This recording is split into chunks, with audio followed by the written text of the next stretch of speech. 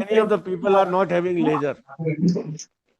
So what else we can do without laser is important. Arun, mute kar de.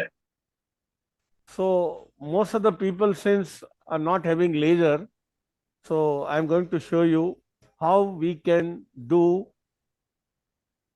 without laser, taking care of prevention of complication and all that. So in that scenario, we don't have laser. How can we accomplish this episiotomy with much safety? So these two cases, and then if time permits, some tympanoplasty, some adenoid, something like that. So hope to continue till 5:30. The first one, can you connect the laptop? So this patient, see, for everybody, this we have always discussed, the kind of CT scan we need. See, patient having nasal polyposis need a CT scan for anatomical details, not for diagnosis most of the time. Diagnosis is all on the clinical grounds on endoscopy when the patients have symptoms of CRS, chronic rhinosinusitis, and on nasal endoscopy you find polyps, secretion, mucin, fungus, whatever. So diagnosis is most of the time clinical. Obviously, it is a medical disease. Eosinophilic disease is steroid-dependent disease. It requires steroids, and steroids. Now, we can't give these patients oral steroids for long because of their own adverse effects. If you give steroid, they improve a lot in their symptoms. Many a time you give steroid, patient comes back to you and say, doctor, what a medicine you have given, please continue with the same. Lots of doctors advise me surgery, but actually your medicine has worked like magic and I don't want to get operated. So you have to make them understand that this is a medical disease, steroid dependent disease, and steroid is the answer since we can't give oral for long. So we have to do something to make that topical steroid reaches to the area where they are required in the sinuses. And to make that possible, we have to operate the sinuses. We have to reduce this inflammatory load which requires steroids. And then topical steroids can take care without much systemic adverse effects. That's the goal of surgery nowadays in such eosinophilic disease. So once it comes to surgery, we need to know the anatomy of that area where we are operating. So role of CT scan is to give you three-dimensional anatomical details of the sinus area, paranasal sinus area, because paranasal sinuses are so strategically situated wherein they are in close proximity to the orbit and skull base. See this. These are the sinuses and look at the orbit on both sides. This is lamina papyracea, the thin bone separating the sinus from the orbit. All the way the orbit is in close proximity to the paranasal sinuses. हाँ क्या हुआ?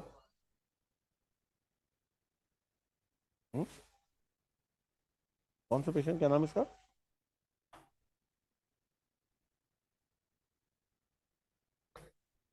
इसको क्या हुआ यार? हाँ? Radiant तो activated था यार.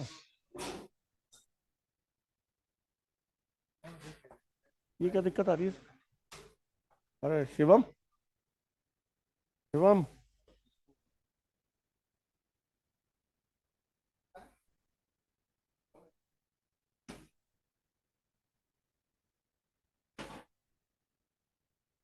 ये तो लाइसेंस था इसका यार. अरे एरर क्यों आया यार? शिवम,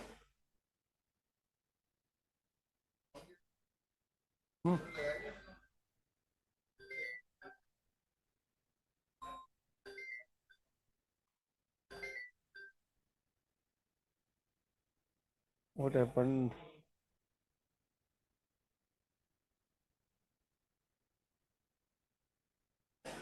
अरे कहाँ गई यार, खुल क्यों नहीं रहा?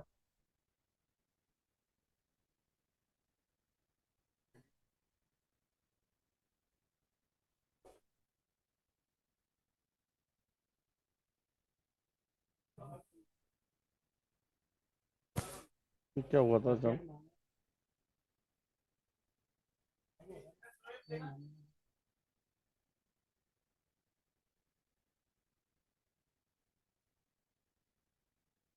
हम्म।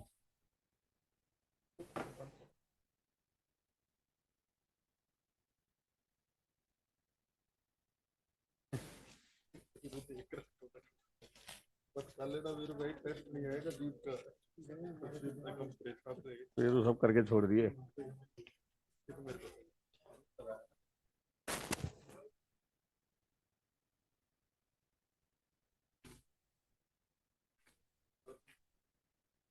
लो चालू करो।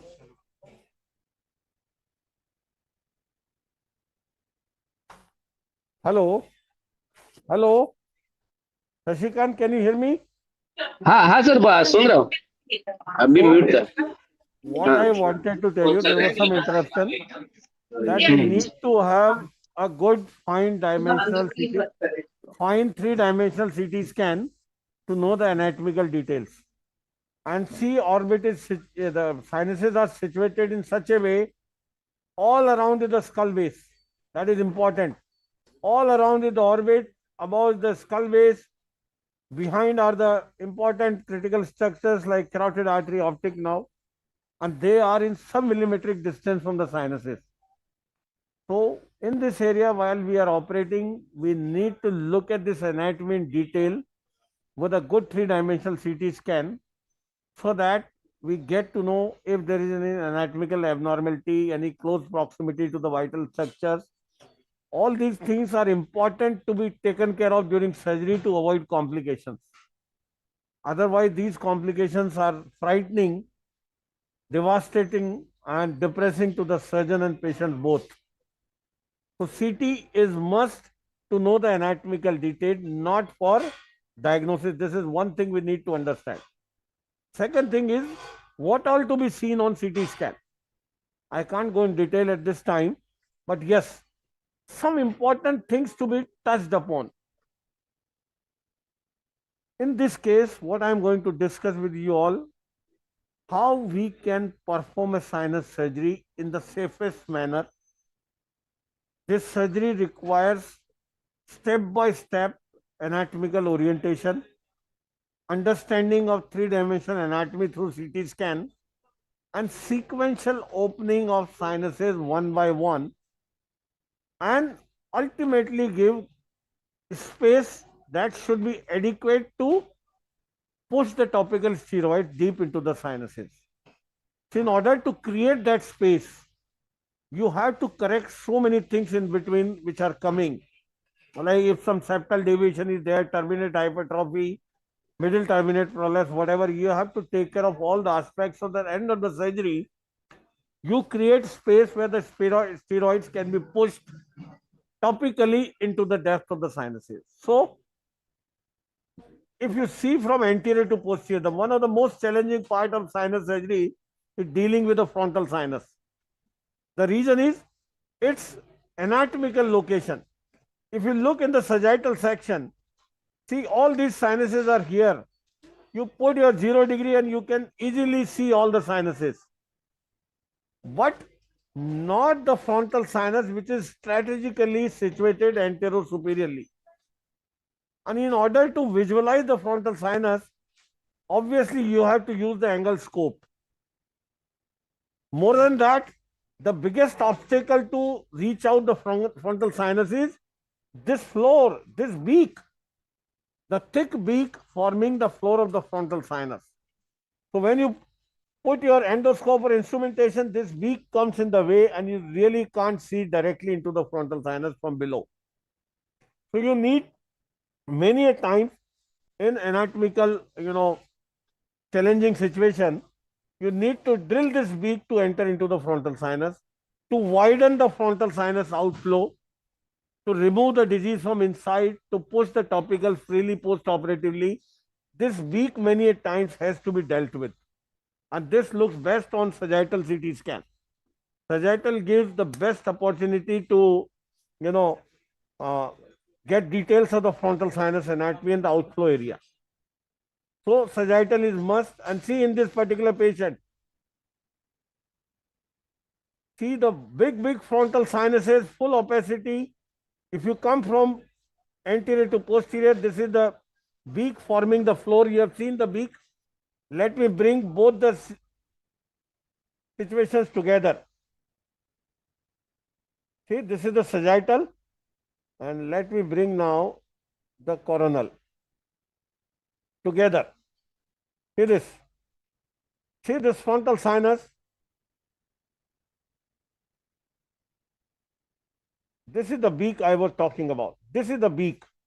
See, this is the beak, and this beak from the floor. If I come from anterior to posterior, see anteriorly here, this is all frontal sinus, the beak is the floor. See this. Now, as you go behind, until the beak is there, is frontal sinus proper. Now I'm going behind. Now the beak has disappeared. And this is the frontal sinus which has gone. Now it is the frontal outflow area into the narrow ethmoidal channels. So these are the this is the frontal outflow area after the beak has gone, and before the beak it is all frontal sinus. So the biggest obstacle to the frontal is the beak, but at the same time, if you choose beak as a landmark, it can make your frontal sinus identification much easier. So that is what I am going to demonstrate in surgery when we go with the endoscope.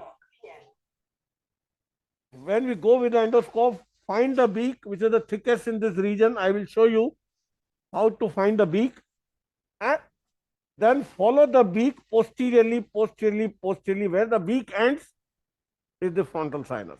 As simple as that. If you can find the beak, you can approach the frontal sinus with utmost safety. Why utmost safety? Look at the skull base. Skull base is far behind and above. Beak is far below and anterior. If I am using my instrumentation here close to the beak, I am automatically centimeters away from the skull base. There is no fear of damaging the skull base as long as you are working close to the beak anteriorly. That is what the message I want to convey, that look at the frontal sinus, to work inside the frontal sinus, to identify the frontal sinus. To approach that, the best is to identify, follow the beak, and you are in the frontal. This is what I am going to show you, how easily one can, approach the frontal sinus, which is considered otherwise difficult. This is considered difficult by the people who are not well versed with the 70 degree as well. So that is something I always convey, that you must get used to 70 degree on cadavers, on nasal endoscopy and whatever, that you must be able to see structures, identify structures with a 70 degree correctly, because in 70 degree you don't see what you see in the line, because it gives you a view with an angle of 70 degree up. So you have to get used to. Number two, you have to get used to instrumentation with 70 degree, because when you push the instrument, it goes in the line, but your telescope shows 70 degree up. So accordingly, your instrument should go in, under vision in and under vision out, to prevent injury anywhere else in the surrounding. So first of all, this is the frontal sinus. As you go behind, which I am going to show you, what comes are the ethmoids, and these are the ethmoidal channels which are initially blocked and led to this outflow block in the dependent sinuses, frontal sinuses. So we have to obviously clear all the ethmoids here. Then the maxillary sinus, see, full, lot of anatomy I will show you intraoperatively, but the important thing here, what you can see, is the middle turbinate. This middle turbinate is the most crucial structure. See, it is attached above to the cribriform. This is pneumatization of the middle turbinate and opacity within. Look at this. This is concha bullosa with disease mucosa inside. So we need to understand this middle turbinate is a crucial structure. It gets pneumatized. It is attached to the cribriform plate here. So you have to handle this very gently. Otherwise, one can, breach the skull base in the beginning of the surgery. So you have to be crucial. Then there are some abnormal septations in the frontal recess area here. So the left side frontal looks more challenging, and that's why I am going to show you the left side first.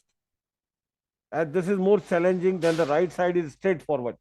Look at the right side frontal and the outflow tract. This is straightforward opening into the ethmoids.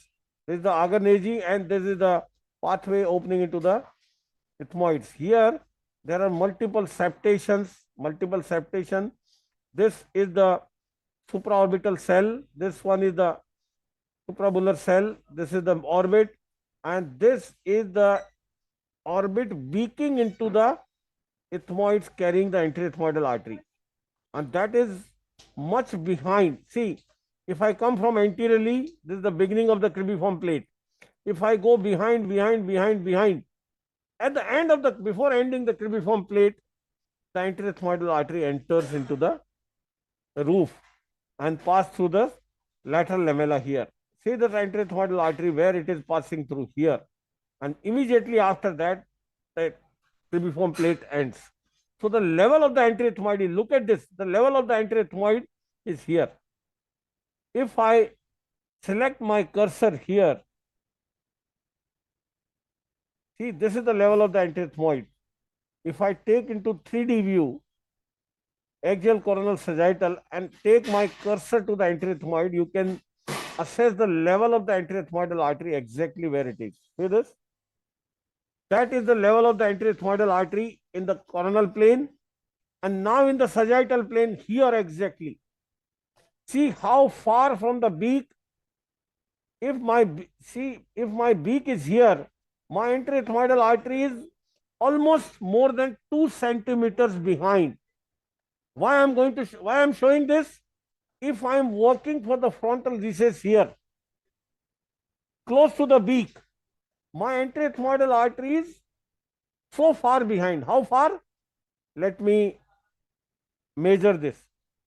From the level of the beak, this anterethmoidal artery is, see, more than 2 centimeters behind. So while working for the frontal part along the beak, you don't have to get terrorized by the anterethmoidal artery. Anterethmoidal artery is centimeters behind. Looking at this, working along the beak to the frontal sinus, anterethmoidal artery is 2 centimeters behind. Then another thing, let me remove this.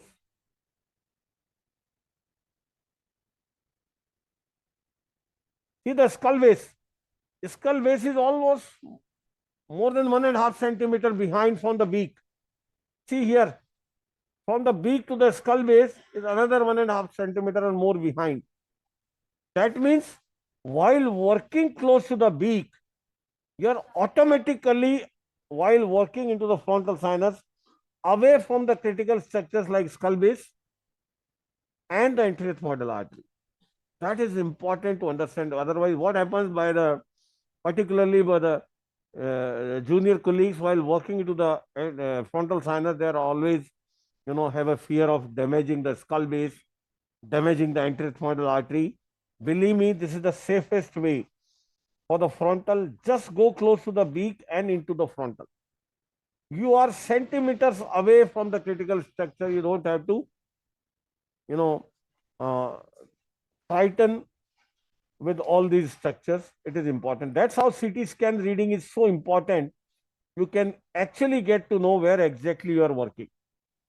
Then going behind, all opacified, complete white out.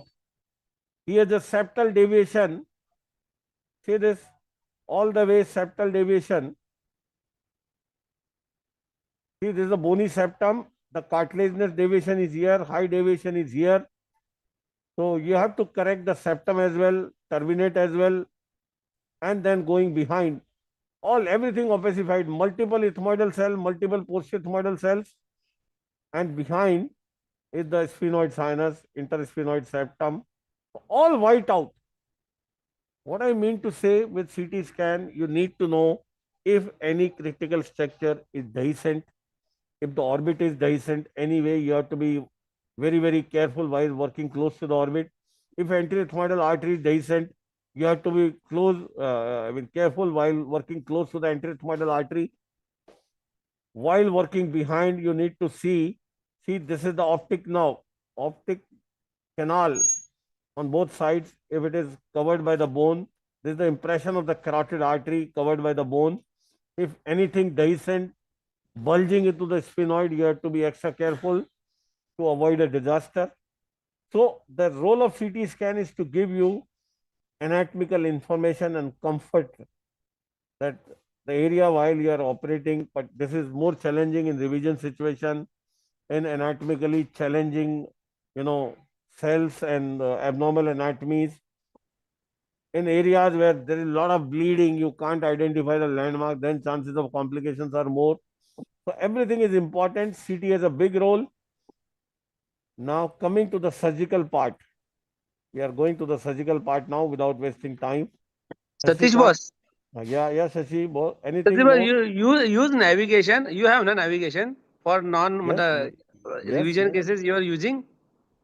No Not need. much. See, navigation has a big role in Skull. orienting you better with the challenging anatomy. Obviously, it has a big role. I've been using since 2007, Yeah. but your anatomical knowledge is more important. Yes, if you are in doubt in revision situations, complications, when disease is going beyond the confines, your carotid optics are challenging, your skull base is dehiscent. Yes, if you are lost in your orientation, you can take the help of navigation. So I'm not using routinely. With experience, you don't use more and more the navigation part. But yes, if you need, don't think twice. It is very helpful and can make you more oriented in case you are disoriented with anatomy, but not routinely required. With experience, it is required less and less because your anatomical knowledge is more important than navigation. Okay. Anything more you want me to show on a radiology, which is clinically important? Anything? Because I touched upon only those issues which I am going during surgery as well, which are important, and radiology has a big role, big impact in reducing complication and making your surgical, um, work smooth, and particularly in the frontal sinus. See how the beak has revolutionized as a landmark in sinus surgery. You work along the beak, you are away from all critical structures, and you can get into the frontal sinus in the beginning of the surgery with much ease and comfort, with less and less disorientation and less chances of complication to the surrounding structure. That is what I am going to show you as well. Anything more Boss, on any radiology? role of MRI in nasal polyposis? Yes. See, MRI is excellent investigation to give you soft tissue details. In CT, you're working in the area of a bony labyrinth. See, all around bone. Sinuses are in the bone all around. But the surrounding cavities, the orbit and skull base, having soft tissues, and so many a times your disease on CT scan, if going beyond the confines of paranasal sinuses, yes, your dura is dehiscent everywhere. You have a doubt that the disease may be going intracranial, intraorbital. You can take the help of MRI to give you better soft tissue resolution, to give you whether the dura orbital wall is pushed or true invasion. Number one. Number two, in patients where you have a doubt of a diagnosis, you have a finding on CT scan as CRS, suggestive CRS, but your symptomatology is not, matching with that. Patient has funny symptoms, more and more headache, more and more visual symptoms, more and more other intracranial symptoms. You can take the help of MRI to, substantiate your diagnosis. Number one.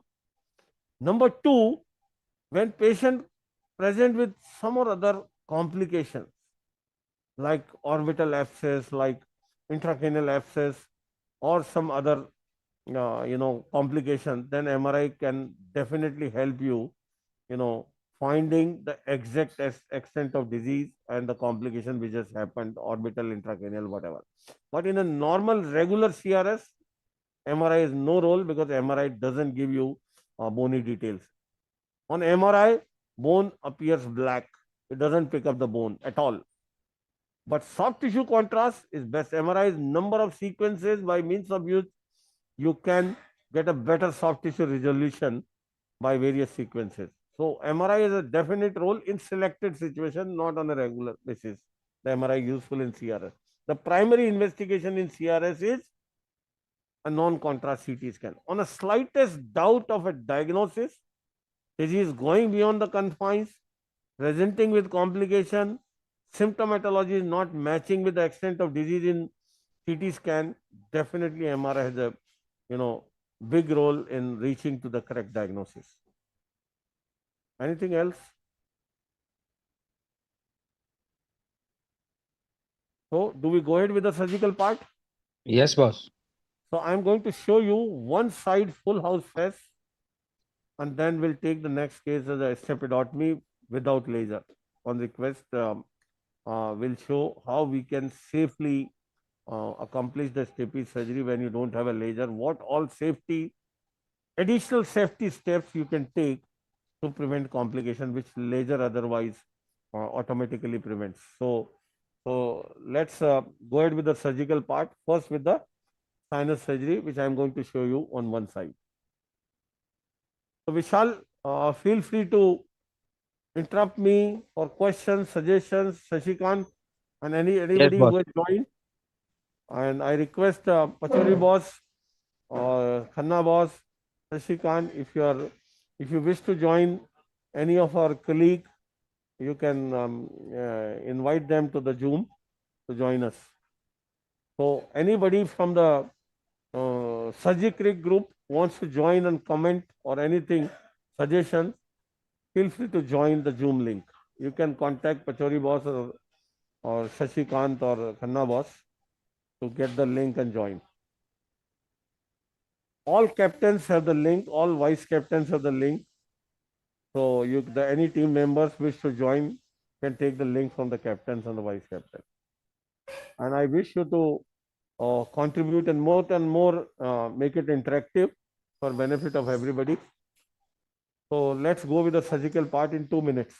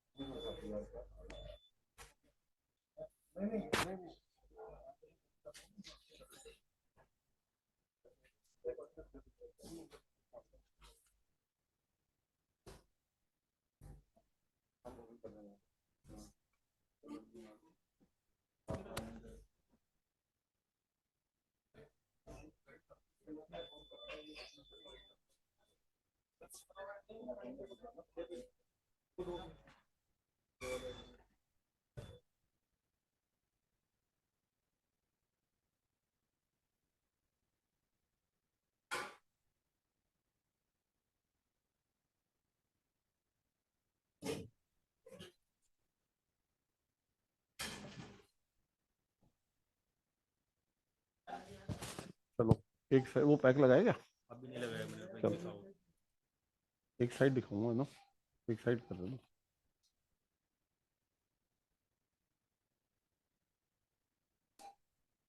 वो stapes वो भी कैसे कर वह है सुबह। Hello Yes, boss. We yes are with you. Are you getting the picture? Yes, yes, boss. Yes, sir. Please look at the polyps. No space in the nasal cavity even to negotiate your endoscope. Full of polyps. This is unprepared node. I have not done anything, no decongestion, nothing. See this? And see the septal high deviation on this side. Can you see?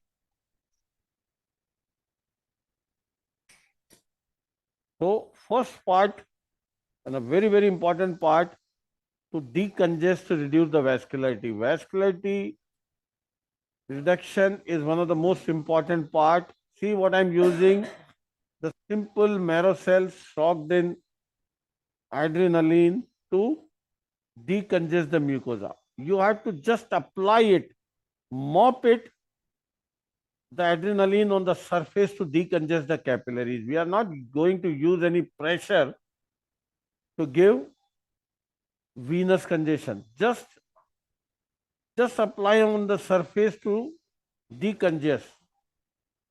Just every the marrow cell is a beauty as it is soft. It can be pushed in narrow spaces to open up the space. So this is the first application of the marrow cell, and see the difference. See the nasal cavity is opened up. Can you see the drastic difference? Yes, boss. Simply because of single application of marrow cell. See this? Topical decongestion is the key to reduce intraoperative bleeding. There are many ways, and we are going to use all these to reduce the intraoperative bleeding. The first measure was to start pre-operative anti-inflammatory agent, that is steroids. Pre-op steroids is the key to reduce the inflammation of the mucosa, because this is pure eosinophilic disease. This is inflammatory disease, not infective disease. Antibiotics have hardly any role in sinusitis unless there is secondary infection. See this decongestion and the nose is opened up. Can you see? Yes, boss.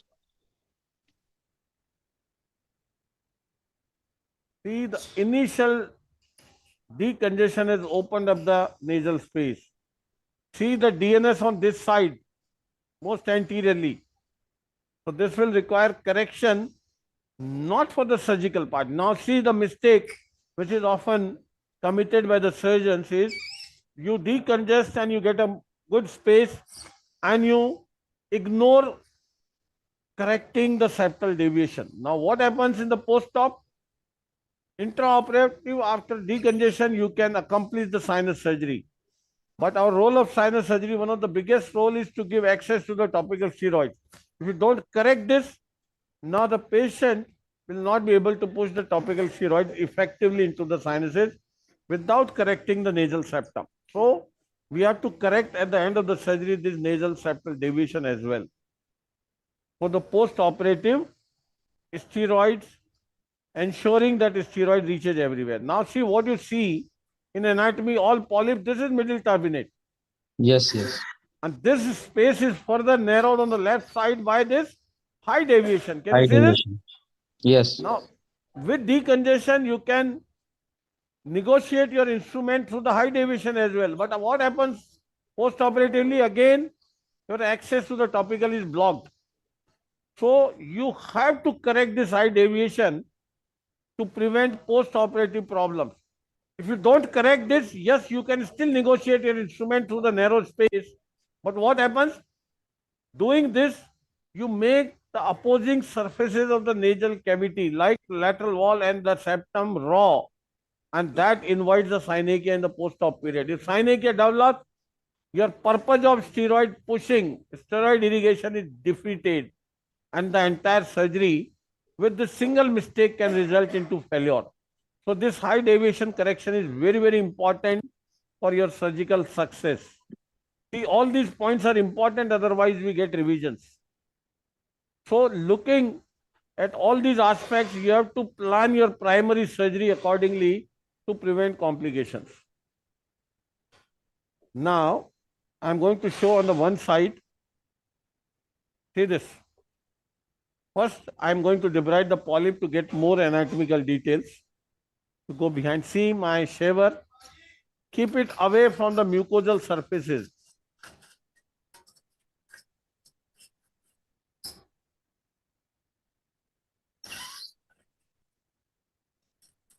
Under vision, your cutting edges should always be under vision.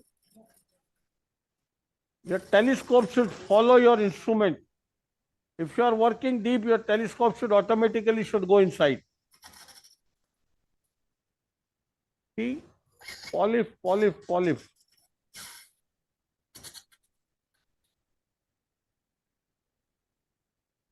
These are massive polyposis everywhere.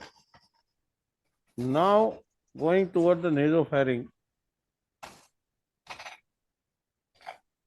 you can see the eustachian tube orifice. Yes. You can see multiple polyps occupying the middle meatus, even the nasal cavity. See, yes.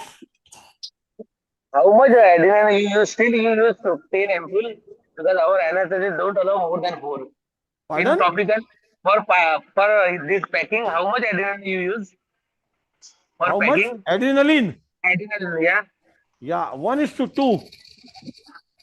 In young patients, 1:2, and even more concentrated in more young patients, you can use even pure adrenaline as well, 1:1000. 1:1000, okay. In the young patients, you can use. In elderly, you can't afford because of fear of systemic complications. But in younger patients, because ultimately we are not injecting, we are using only topical. Topical, yeah. Your first application of this marrow cell soaked in adrenaline, your first application decongest the capillaries to prevent systemic absorption. Now, whatever you are going to use is not getting into the systemic circulation, so it is safe. We never, advocate in injecting the adrenaline anywhere on the mucosal surface because of the extremely rich vascularity of the mucosa. It can transgress into systemic circulation, and in cardiovascular labile patient, it can create disaster. See this? Now see, after this polyp debridement, can you see? Every time I am mopping with the marrow cell to improve my field. See now, the nasal cavity is cleaned of polyps, and you have more anatomy coming in the view. You can see behind the eustachian tube orifice. You can see your middle turbinate well. You can see inferior turbinate. You can see the uncinate process. Now with high deviation, what happened? This middle turbinate is pushed laterally and it has become floppy. Can you see the middle turbinate? Yes, yes. Thinned out and floppy because of this high deviation. Because of this high deviation, my access into the middle meatus has become extremely narrow. Can you see?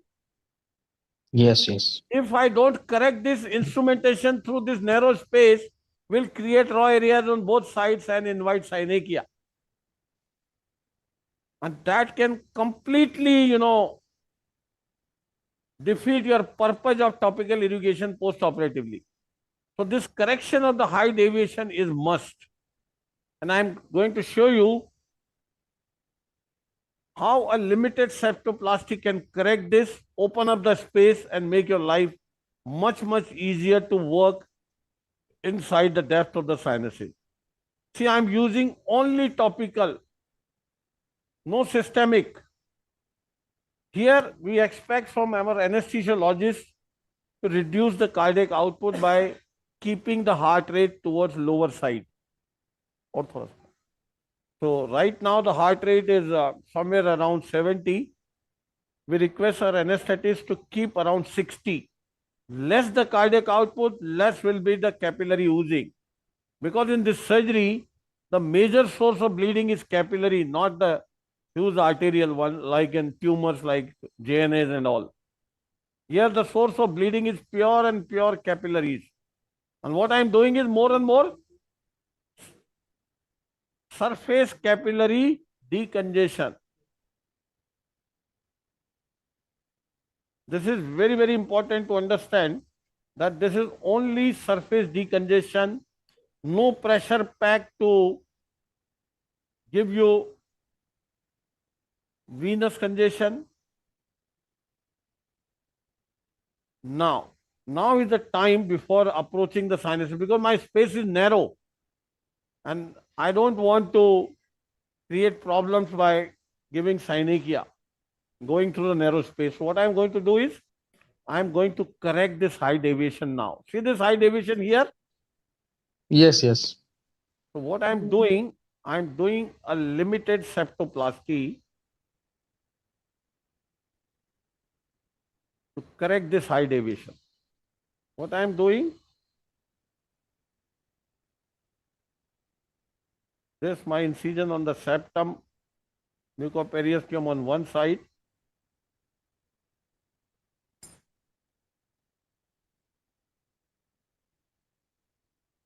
Getting into the right plane. See this?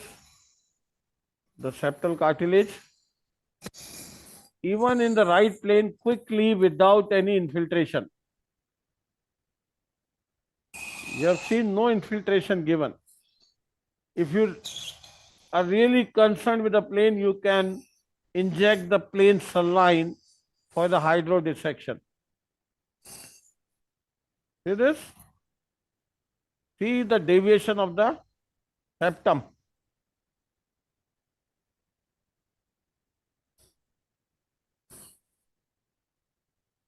This is sharp angle which you have to overcome.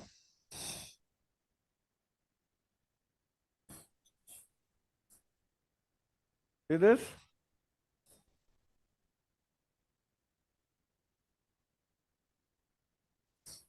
This is deviation, septal deviation. See, even this cartilage, most of the time the cartilage is not deviated, it is a bony one. But here the cartilage is also deviated. So I will to go behind. I don't want to create problems. So what I'll do, I will remove even a small piece of cartilage also to get onto the opposite side. Otherwise, most of the time in such septoplasty, you don't have to, remove the cartilage, because here the cartilage even is also deflected.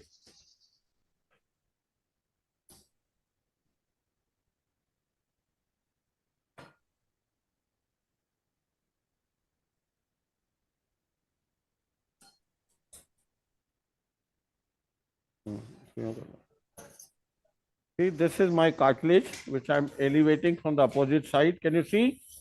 Yes, yes. Going behind, and let me first punch out the cartilage so I can show you the bony deviation and correct undervision. So this part of the cartilage itself is deflected. So I will punch it out with a sharp punch. No pull at all. If you pull, you can give a tip depression, dorsal depression. Just punch out a little bit to go behind.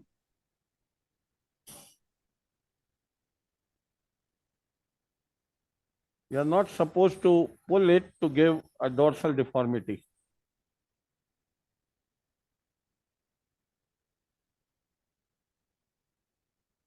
See this deflected cartilage. Just deflected cartilage, which I am getting rid of.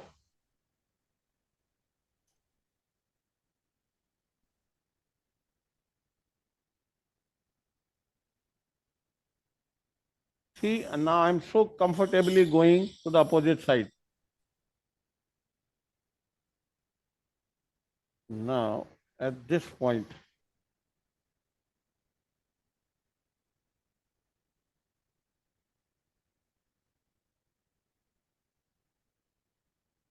going behind,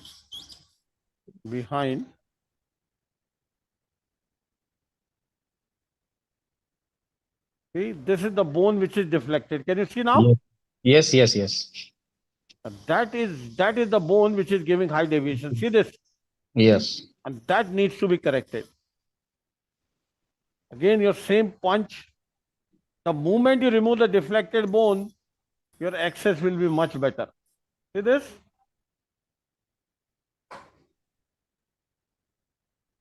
So elevate the flap adequately to prevent tears. One side tears is acceptable, welcome, but tears on the opposing surfaces can give septal perforation. So you have to be careful.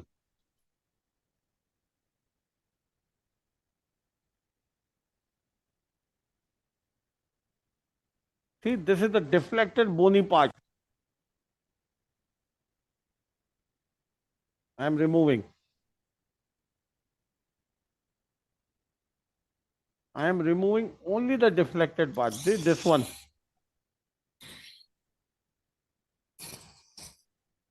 See, this is done without bleeding, without infiltration.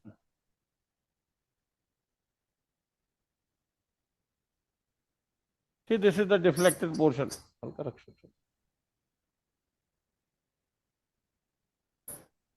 Only the deflected portion I am removing. Particularly the upper part. Let's focus on the upper part a little bit more and it is done.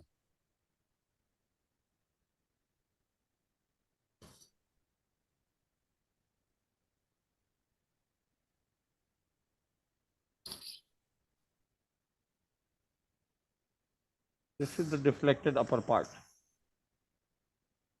which is giving problem in the axis. Here I am doing septoplasty not for the nasal obstruction practically. This is to get more access for my sinus obstruction. ये करो ऊपर वाला. आगे.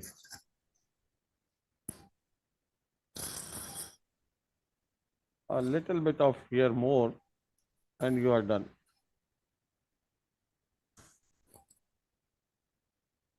Let's repose it and check that how much we have corrected and how much is needed. Now see, the septum goes to the right position and see how the turbinate was made paradoxical by the septum. See this? Now we are able to see the medial part also, means medial Of to the middle turbinate. turbinate. Yes. See now this turbinate was so floppy.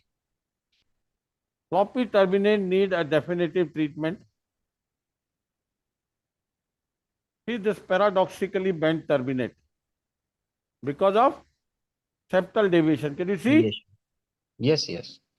And now see the excess we got in the middle meatus. All the way. See this? Even you can see the good olfactory recess as well. Above. Can you see? Yes, yes. Everything above you can see. This turbinate has become floppy because of high deviation which needs a correction. So, see, my nasal space is already good. Now the middle meatus access is much better. See this? Debrider. So this turbinate which has become floppy needs to be dealt with. I will do some definite work later on.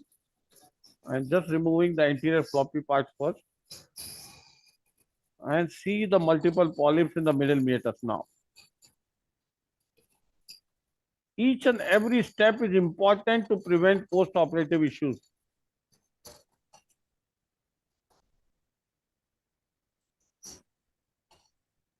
See, you have a better access to the middle meatus now. Earlier was hardly any space, now through whiting. See, this floppy turbinate is, if you don't correct it, this is going to fall off and block our access to the ethmoids later on for irrigation. So what I'm doing, I'm removing this middle floppy part. I'm not removing the entire turbinate. For my access, the middle floppy part, I'm taking off. This is my through biting.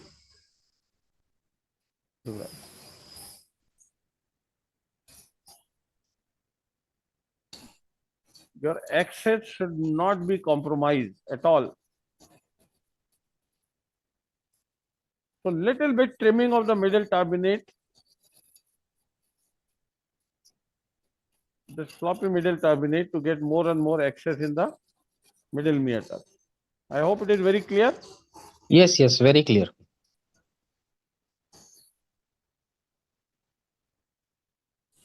See, even this paradoxically bent turbinate below is a big obstacle. So I will take more.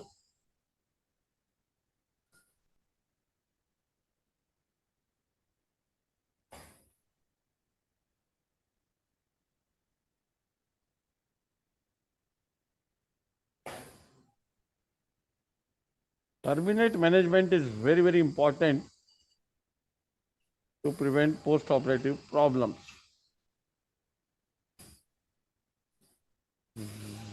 Improve your access to the best.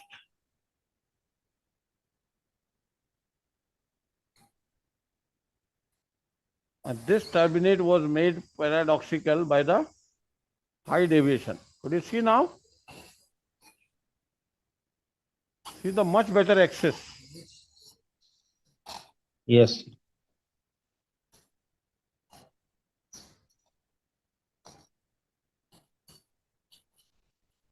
Now my middle meatal access is much, much better. This would not have been possible without correcting the high deviation. We want at the end of surgery everywhere, see the polyp medial to the middle turbinate. If you Yes. have polyp medial to the middle turbinate, that means your olfactory access is compromised. And in that situation, many of the patients have olfaction loss. And if you don't correct this and ensure the steroid reaching to the olfactory area, your steroid is not going to reach. Answer is steroid. Nutshell, steroid, steroid, steroid. So in eosinophilic disease, the role of surgery is more and more to give access to the topical steroid.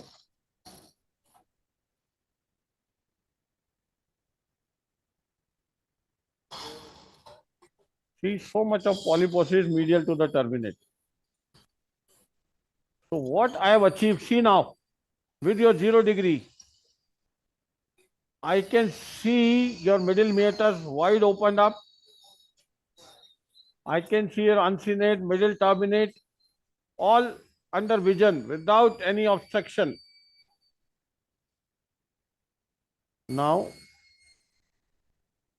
decongest for a while, and after every step, you must decongest. See the constant bleeding, constant oozing, compromising your visualization is the single most important factor for complications. This surgery is surgery of landmarks. If you compromise with the identification of the landmark, the complications are inevitable. So I have more and more now access to the more and more access to the middle meatus, olfactory region, everywhere.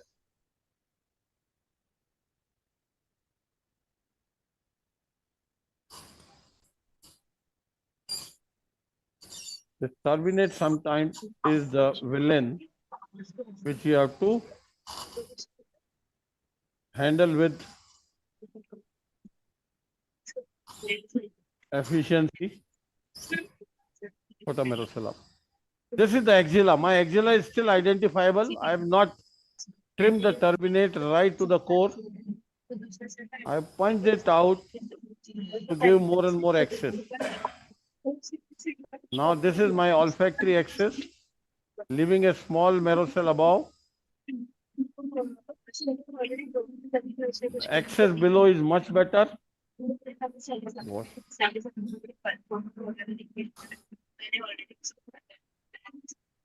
My sinus surgery steps, I am not yet started. This is just access, access and access.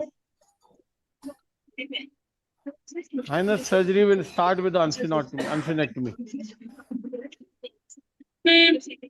See now the access. Vishal, Yes, boss. can you see the change in picture with the axis? Definitely. With 0 degree, now I can see in the olfactory recess above well, the middle meatus well. पकड़ के रखना.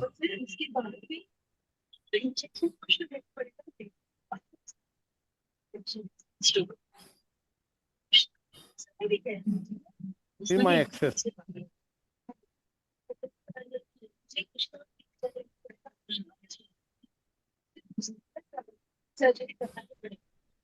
See the axis.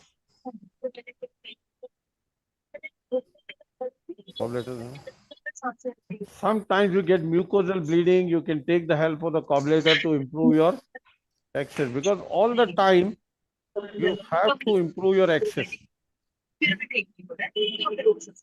उसको बोलिए mute कर देना, आवाजें आ रही है.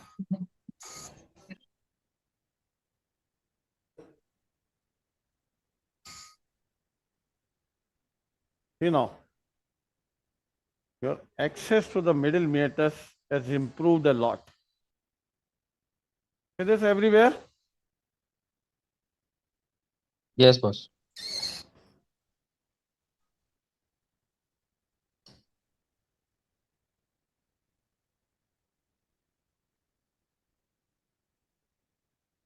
We don't want too much of bleeding anywhere in the field to,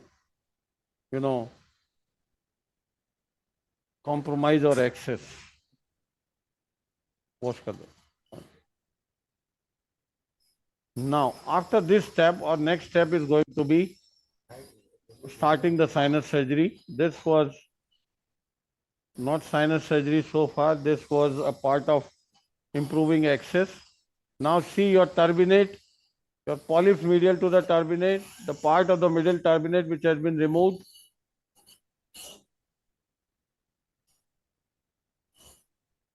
For sinus surgery, your first step is uncinectomy, which I am coming to.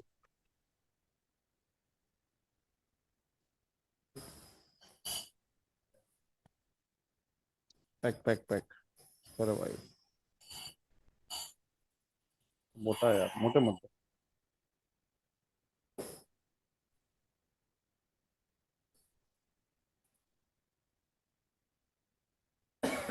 Now, where is the uncinate process? How to identify?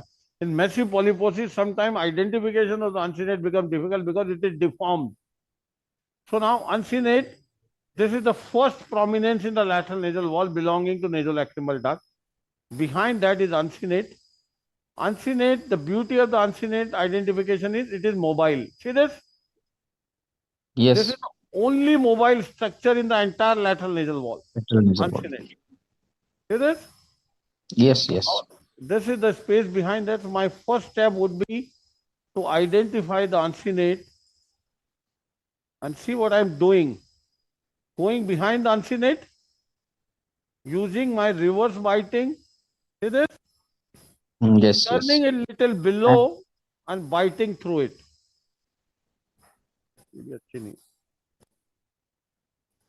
Biting through it, coming anteriorly. See now I can feel the hard bone, I can stop. So this is the upper part of the uncinate vertical one. This is the horizontal part. I Yes. made a window to access the infundibulum, and if I fracture this lower part, I will be right into the middle meatus, maxillary sinus here. See this? So this is a window which I have created, which Parson has given its name. Parson's window is a popular Person. name for this. Yeah. This is upper uncinate. And this is how one can go right into the maxillary sinus easily. See this? This is all maxillary sinus. Now I can take away this lower horizontal part of the uncinate. See this? Yes. Yes. बंद हो गया. This is middle meatal antrostomy. Now the required size of the middle meatal antrostomy is dictated by the disease inside. If you have a more eosinophilic disease demanding more steroid, you can create a mega middle meatal antrostomy.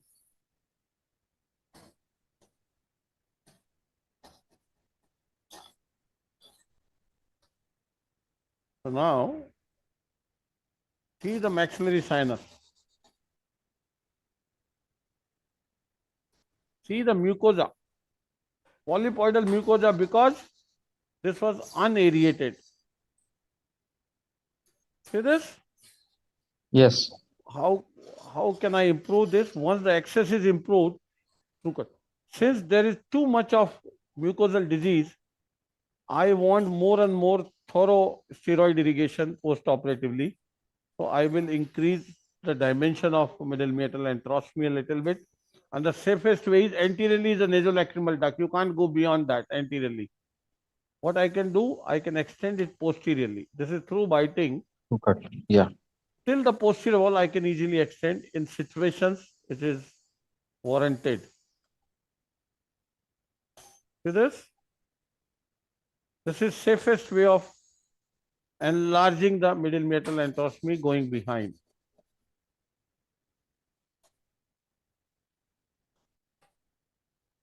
See further, and it looks much adequate now.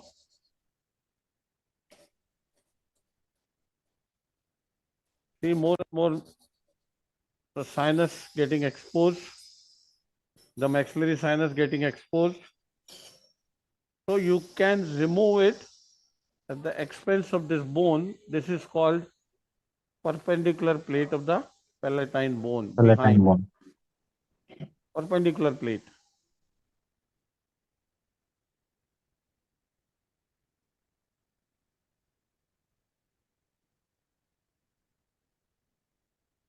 See more and more enlarging it behind. Enlarging till the posterior wall. You can do it easily. Now this polypoidal mucosa, I don't intend to damage it. This is edematous mucosa because of unaeration and ongoing inflammation.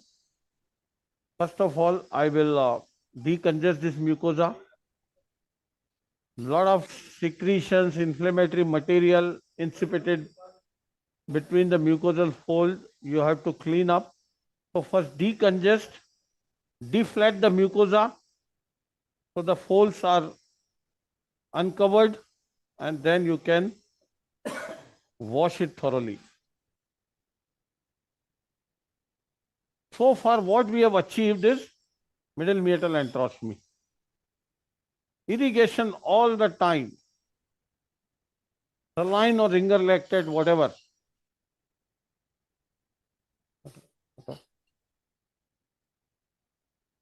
See this after decongestion to the maxillary sinus. We'll have a look into the maxillary later with the 70 degree as well. And see, it is just polypoidal mucosa which I have deflated a little bit. See this cobblestone appearing mucosa? You Yes. don't have to be aggressive with this mucosa in terms of aggressive removal. This mucosa is not the disease. Mucosa is our friend which is going to help us recovering the sinus function, ventilation and drainage, mucociliary activity. So we can't be aggressive at mucosa in removal. See this? This is Yes, your sir. middle meatal antrostomy. So much of polyposis, anatomy disoriented. Now my next step, this is the upper part of the uncinate. See this, go behind it. This is a very, very crucial step, and it gives you immediately one of the best landmarks, as it is very close to the lateral, limit of the sinus corridor, that is orbit. So go behind and fracture it anteriorly and reach to the lamina papyracea immediately. See this, what I am going to show you. Once you identify lamina, you get to your lateral limit of the entire corridor, so that you don't transgress into the orbit any point of time. You have to see this. I am taking away this. Moment you remove the upper uncinate, your next landmark you are supposed to see is the lamina papyracea.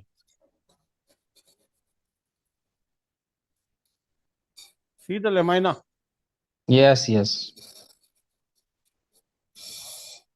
This uncinate, very close to the lamina. See Orbit. this? See all the way up the lamina papyracea. See this? See this thin bone. This is orbit. This is Yes, lamina yes. papyracea. And easily we get onto the lateral limit of dissection. See how easily it is? What we have achieved?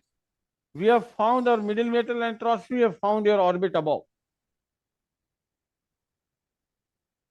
Our lateral limit of our sinus dissection is in our view, that is lamina papyracea. This is one of the best landmarks we have got now. So above this is lamina papyracea and uncinatas are very closer. Yes, very, very That's close. why The backbiting upper should part be of the facing downward. uncinate is the closest anatomy to the lamina papyracea. You have to look into the CT scan as well. Many times the upper part of the uncinate is so close, particularly in hyponematized sinuses. One can enter into the orbit at this point in the beginning and get fat prolapse. So that is something one can avoid by understanding this relationship and anatomy. Okay. Now, this is your lamina. Now, coming to the landmarks again, what we have achieved? The middle meatal antrostomy, Yes. the lamina papyracea, Yes. and this is the upper part removed. This is aganese above, Yes. and this is your axilla. See the axilla? Yes. Yes. Now, I told you this frontonasal process forming the nasolacrimal duct goes above to broaden to make the beak, to form the beak. And beak is our principal landmark to go to the frontal.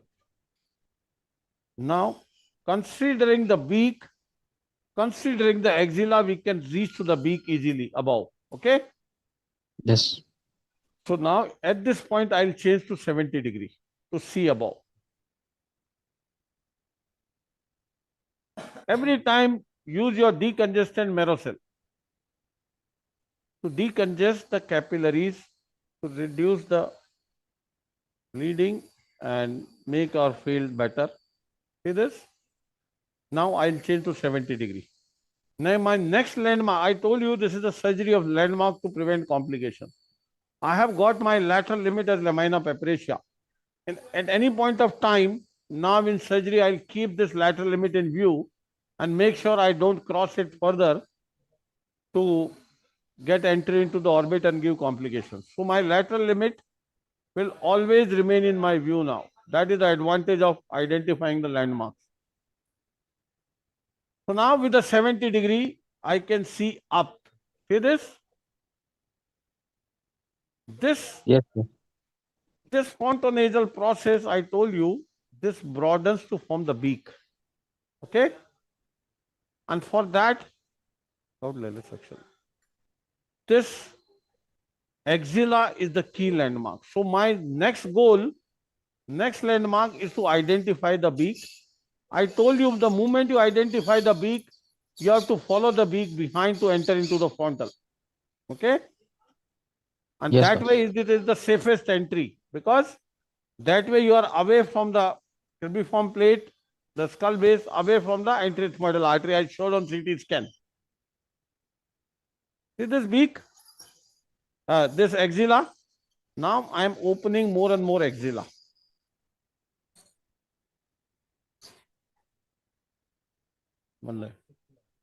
More and more axilla to see up.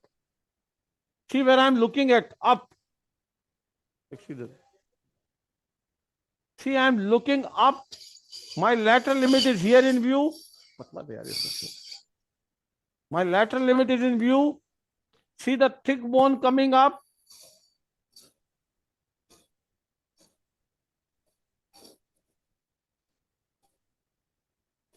Thick bone coming up.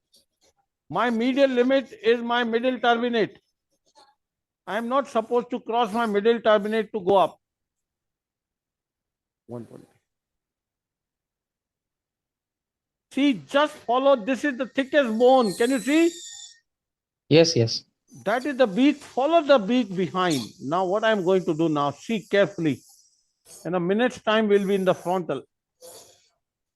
See, I am following the beak. Thickest bone in this region. Thickest bone, the beak is in view. Can you see? Yes. If I go behind, where I am now.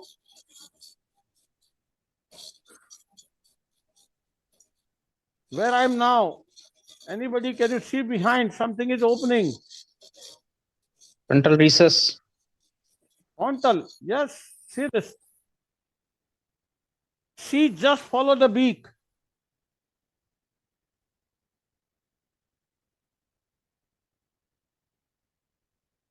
It cannot be anything else than the frontal sinus. This is agarnezy, part of. Yeah, that is below.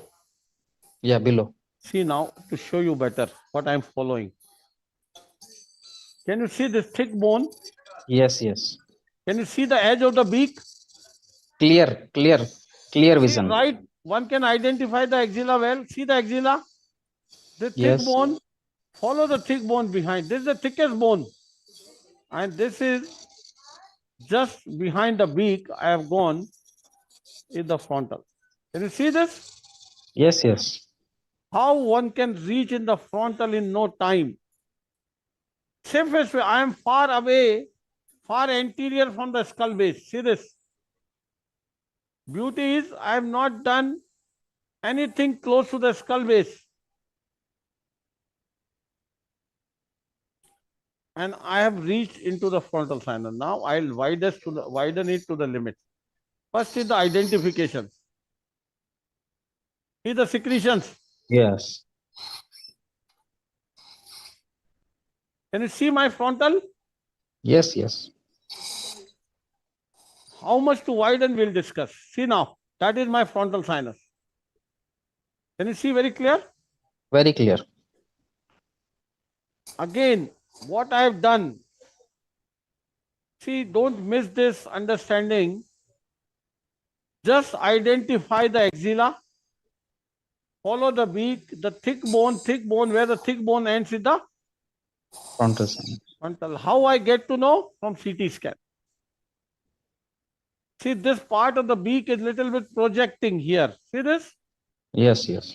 I'm taking my punch to take it off. I'll widen it further later on. Now this is your frontal. Easily. See this? Yes, yes. Very clear? Yes, sir. Yes, sir. Yes, yes. Now, this is my bulla and everything is below. Now I will take my skull base blade. Reverse. And widen the frontal all around. All around means anteriorly my limit is the beak. I can't go beyond that anteriorly. Laterally my limit is what? Orbit. I can't go beyond the orbit. Posteriorly, my limit is skull base. Now see, under vision with the 70, I am taking off. See, there's too much of osteitis. Hard, thick bone osteitis.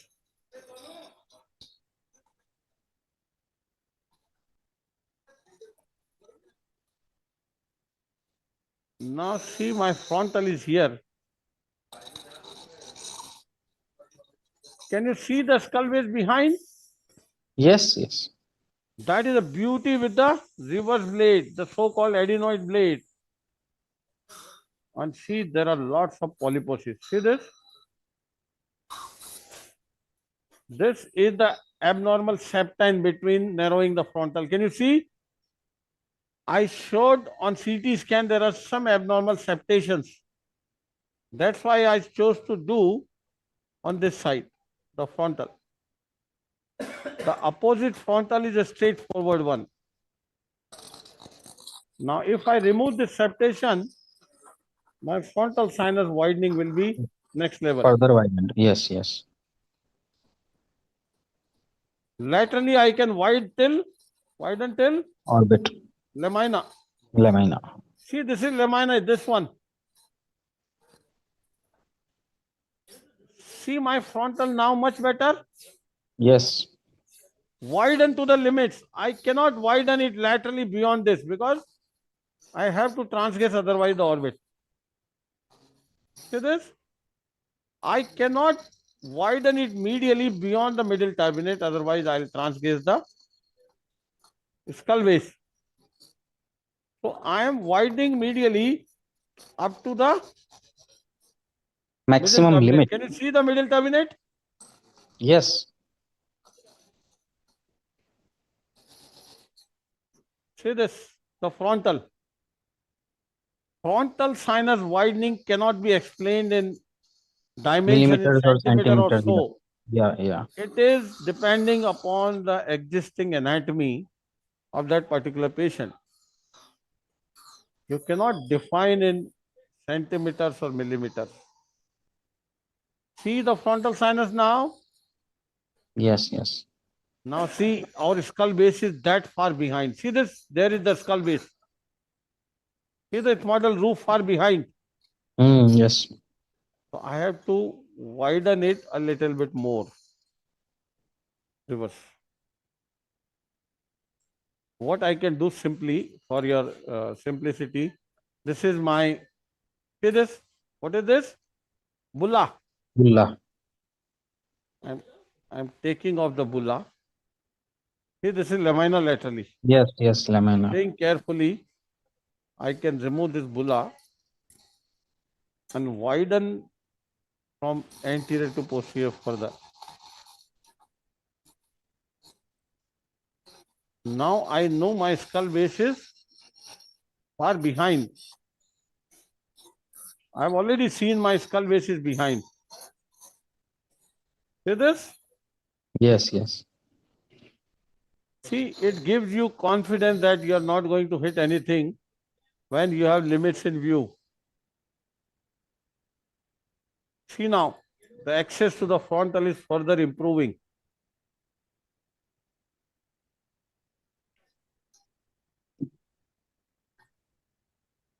There, were they divided there? See the frontal axis. See how the curvature of the orbit is. Yes. Narrowing the the turbinate is the beak above and the frontal and the skull base is starting behind.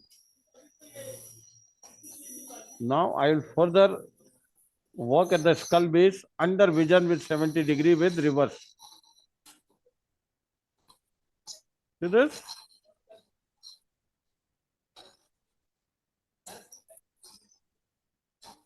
This way under vision, if you work, you don't damage anything.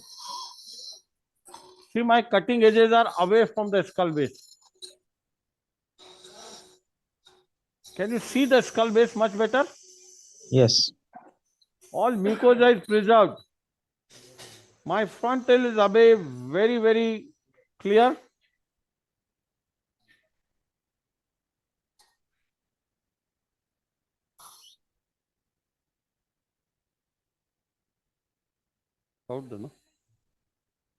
See where I am working with 70-degree between my medial and lateral limits. I cannot transgress these limits. My medial limit, you can see all the way this turbinate. See this? I trim the Yes. turbinate below but not above. Can you see the middle turbinate above? Yes, yes. I trimmed only the anterior inferior part for my access initially.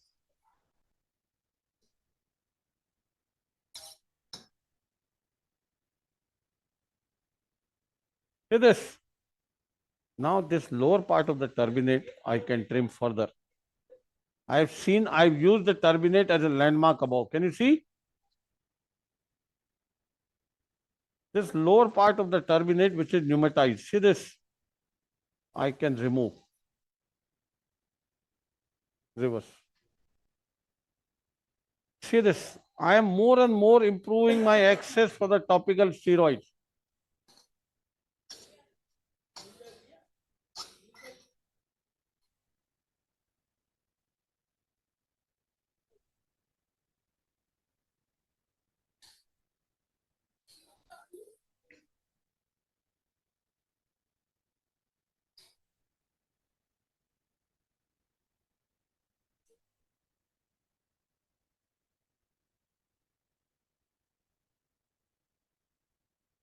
All this is, see now coming more and more behind. Same with the skull base blade. So-called turbinate blade, so safe to use.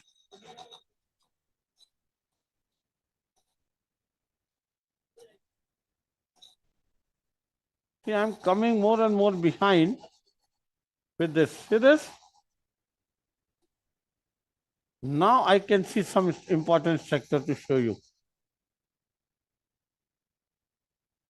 After removing this upper part of the bulla, can you see the anterosphenoidal artery? Yes, yes, clear. Here. This one. Yes. Now imagine, I didn't bother about it. Why? Because it was far away. Far off. See, this is the beak here. See? Anterosphenoidal artery is more than 2 centimeters behind. Could you see? This I measured on CT scan purposely to show you that you don't have to frighten yourself with the vessel.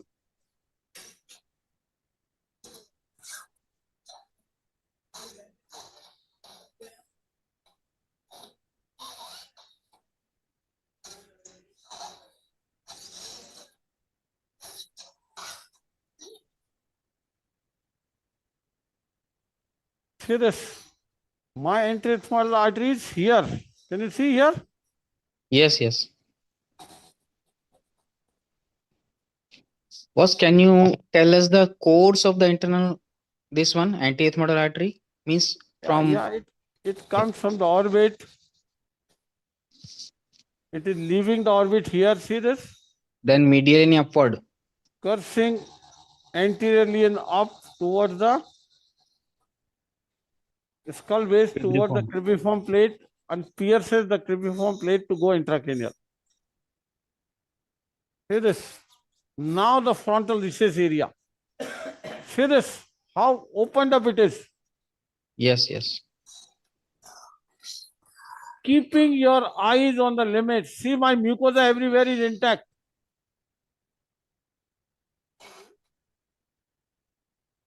See this? Everything. Yes.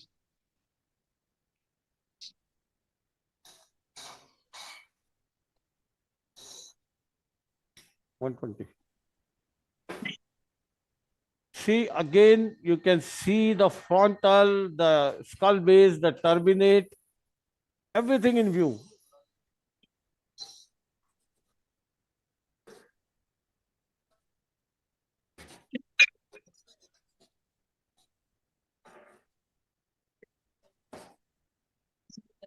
Satish boss. Frontal sinus. Yes, Pavan. Hello. All sinuses. Yes, yes, yes, Pavan, please. What?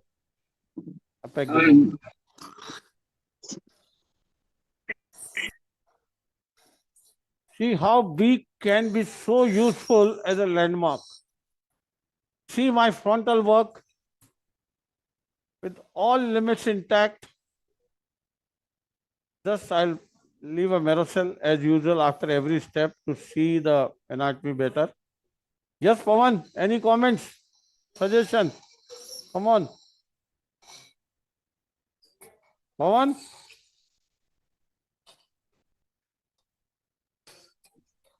Sir, Shashikant, Shashi. Hello.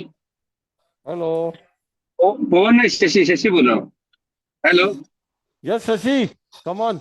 Sir, what are the indication when you try to drill this entire beak when there is a depend upon the cell, the way lateral pneumatized cell, or depend upon the pathology or the thickness of the when you see on CT scan. This the patient doesn't Pardon, what? require, but when you Can you repeat when what? you try to drill this entire this bone, Yeah. any indication? What are the indication when you drill that entire beak? Depend Okay, upon beak, cell or beak. Yeah. pathology. If I have a Yeah. massive eosinophilic disease, suppose I have AERD, aspirin exaggerated disease, massive eosinophilic disease, fungus requiring more and more topical steroid irrigation, and the overall ostium is narrow, then I don't mind drilling the beak at all. I will don't think twice and drill the beak. See, this is the beak. If I drill, Yeah. my frontal axis will be much wider. If you want, I can show you. See my frontal. Yes, sir. Yeah, If now you also want, we can if see. suppose, had this been a case of aspirin disease, I would do first and a draft to drill this Okay. beak to give more bigger access. See this? I Yes, would yes, not yes, sir. think Got it, twice sir. and give a big access to give more deliver steroids inside. See this? Okay. In If you this find any patient, fungal wall inside in the lateral recess, lateral area, lateral frontal, then you like to not drill. fungal That's bowl, it. it is allergic fungal sinusitis, which is a Sir, different this. variant requiring more steroid. Okay. AERD requiring more steroids. Okay. See now, for this it is adequate. Could you see? Yes, yes, yes. We can see. Yes, yes, we can see. It is adequate. Okay. Look at Adequate. the skull base behind. Yeah. Mucosa line. Look at the anterethmoidal artery behind. Far Yes, behind, yes. arteries here, just immediately anterior to my section. And look at the Yes. level of the artery to the beak, centimeters behind. That is something you need to understand, that artery is far, far behind than the beak. See now, Yes, this sir. work I did with the 70. Now 70 you can see inside the maxillary as well.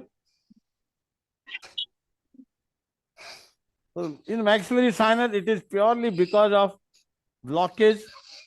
We got this mucosal edema, some polypoidal mucosa. Give me, I'll use my angle divider to divide more polypoidal mucosa inside. Now, once the steroid goes inside, topical start going inside, this mucosa will revert back to normal. See this? One is never supposed to be aggressive towards removing the sinus mucosa. The sinus mucosa is the one which is required for a function of a healthy sinus. See now? The maxillary now above is the frontal, all with a 70 degree. See this? Now I'll get back to 0 degree. Now what we are left Okay. with, Okay, sir. I am leaving for 10 minutes. I am just finishing my work. I have to 9:15 को flight पकड़ना है. I will pardon? back after 10 minutes. I will be back after 10 minutes. I'm just going to discharge a few patients. Okay, okay, dear. Okay, okay. I Carry will be on. back after 10 minutes. Okay, yes. Yes. Thank you, sir. Oh, Whatever you do, but catch your flight on time. yes, yes, sir. Yes, sir. Yes. See Okay, now, sir. I am removing all anterethmoidal septations. See this? Septations. See my anterethmoidal, I am with the 0 degree now. See this? Yes, yes. Now my lateral limit first is the orbit. See this? and removing all anterethmoidal cells flush to the orbit. See this? Flush to the orbit. You're not supposed to leave any cell uncovered.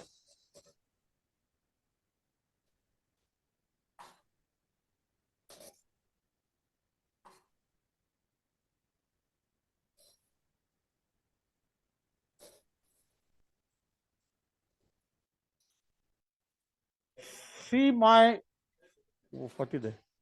See my anterethmoidal artery anteriorly.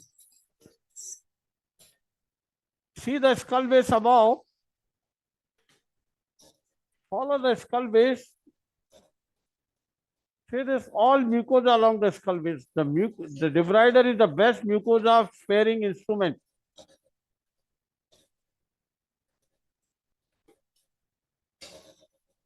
Everywhere I am sparing the mucosa. See this?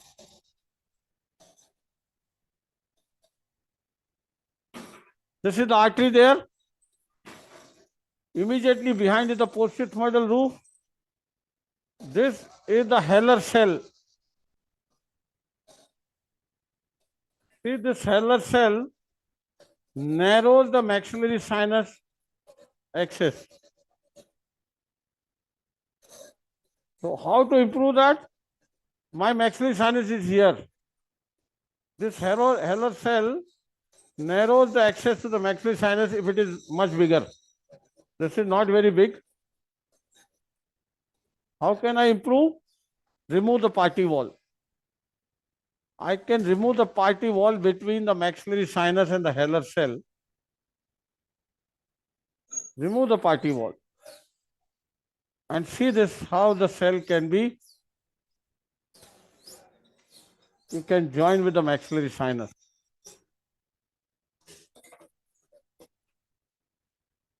See the access. See this maxillary sinus, this medial part is uncovered. Can you see clearly? See all this anterethmoidal cavity.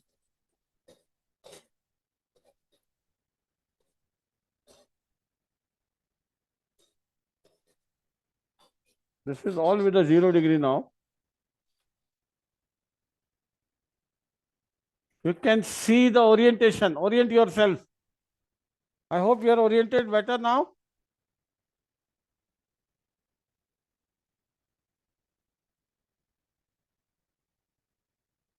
The maxillary sinus here, the Heller cell, I have joined with the maxillary sinus. This was the Heller cell. This is the roof. This is the part of the middle turbinate below. See this? Upper part we have trimmed a bit to improve the access. See this? See this part of the middle turbinate. Further. This middle turbinate itself is pneumatized. See this, how pneumatized it is. See this? And I'm going to remove all these cells. Step by step, uncover the anatomy. I have not seen the sphenoid yet, or I have not done the post-ethmoidal work yet. My post-ethmoids are here. Here are the post-ethmoids. That is the skull base above. Now my fear is, if I keep doing this work behind, if I keep doing this work here, I never know where the sphenoid comes, where the carotid artery comes, and I have a fear of damaging them. So what I will do now, first I will ensure my opening of the sphenoid, that how far postally I am working. See this, that is the level of the maxillary sinus roof, in that level. Just close to the septum. This is superior turbinate. This is superior turbinate. Medial to the superior turbinate. Flush with the septum. Flush with the septum. What I have opened is See, make sure you don't go above the level of, see this, where I am. The superior turbinate. See where I am going? What is it? This is sphenoid sinus. See here. Can you see the glimpse of sphenoid sinus? That is the glimpse of sphenoid sinus. The best way to enter the sphenoid is flush to the septum. Safest way to enter the sphenoid is flush to the septum, but below the level of the maxillary sinus roof. See this? If I try to open it above, I will definitely breathe the skull base. Because sphenoid is never close to the floor.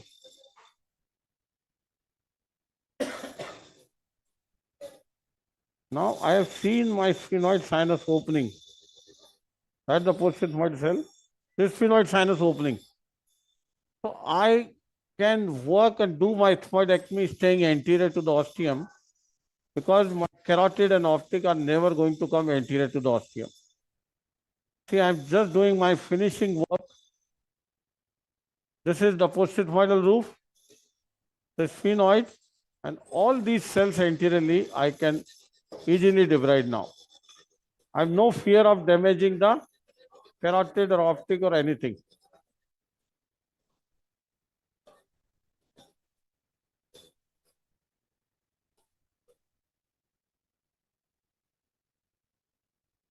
I'm reaching to the last part of the full house face. See my axis. With a 0 degree, I would be able to see all the sinuses, including the frontal. Look at the frontal with 0 degree. See, anything coming in the way has been removed in a sequential manner. To add on to the safety, safety is must. You're not supposed to damage the skull base or any orbit or any surrounding structure. So the sinus surgery is a surgery of landmarks.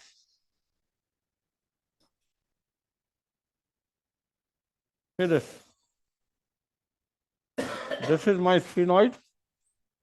That's the anterior wall. I can widen it. See the mucosa of the anterior wall. I can widen it, limiting myself to the anterior wall. You are never supposed to use any sharp instrument blindly inside the sphenoid. See, I am working only to the anterior wall. Widen this septation, which is a party wall between the sphenoid and the post-ethmoid. This is sphenoid below.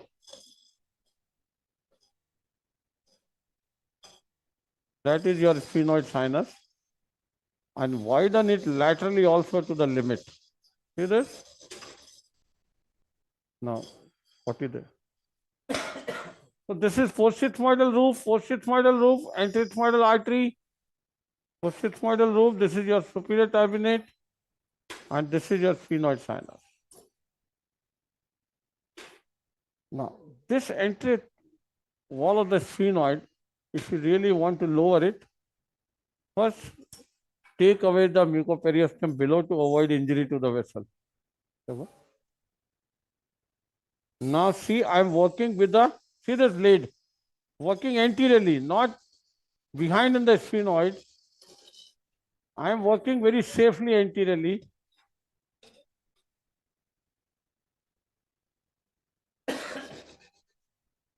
Safest work in the sphenoid, even with the micro debrider. See this? Out there. This is the sphenoid sinus.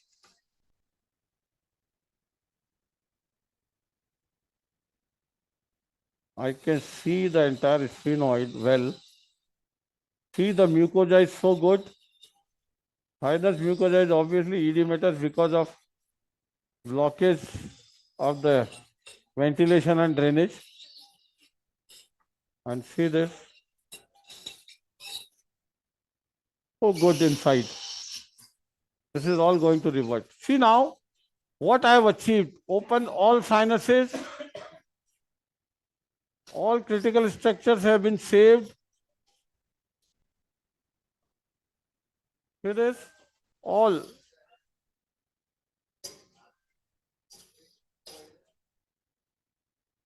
Right from the frontal sinus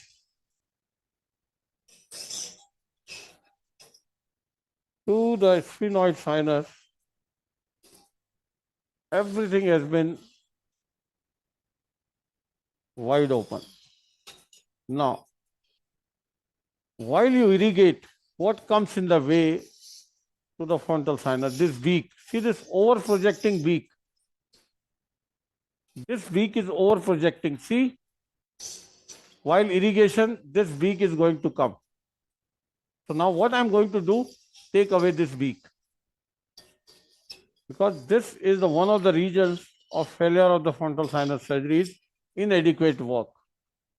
See, my frontal is above there, but still my beak, I believe, is obstructing. What I'm going to do, a drilling of this beak to the level that I can see my frontal can. I will remove this mucoperiosteum.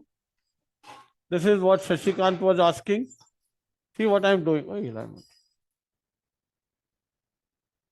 see, I'm removing this mucoperiosteum of the beak.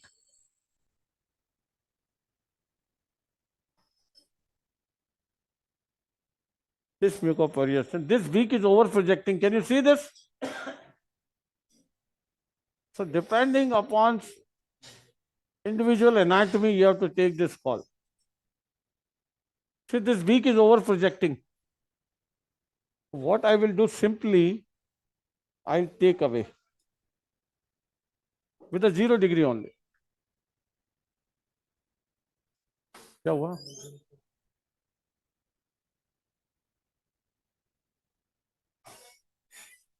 See, I am removing this over projecting beak to make sure that my spheroid will go unobstructed inside. So depending upon the anatomy,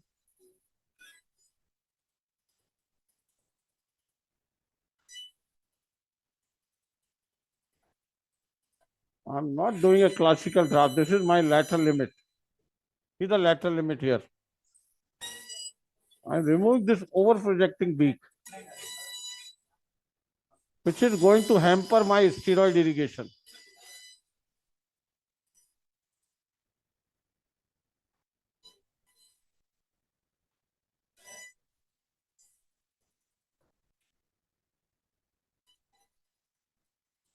And the moment I uncover, you will see the highway to the frontal.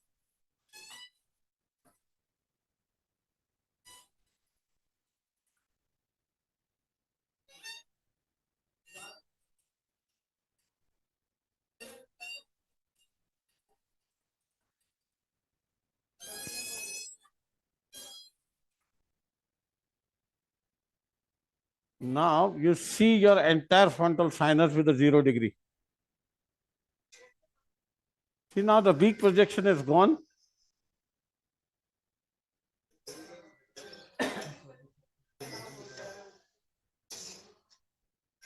Little bit more projection. I am to see my frontal now with a 0 degree.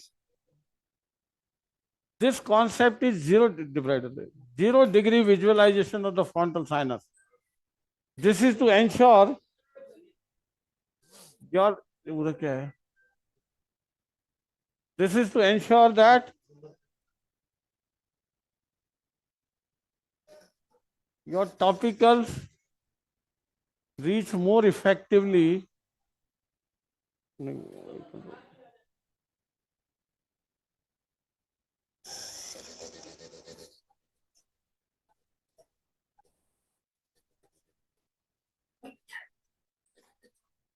See my frontal now with a 0 degree.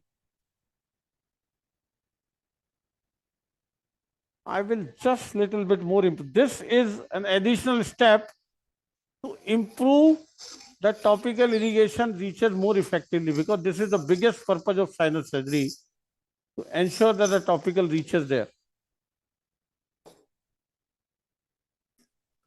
This single step can avoid a big frontal sinus problem later on.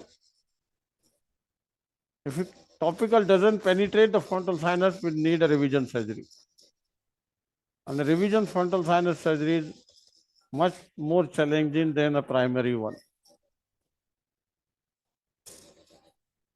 I'm further enlarging my access to the frontal by means of this little extra work. At the end, you will see the frontal access is next level. The goal is your irrigation should reach there effectively.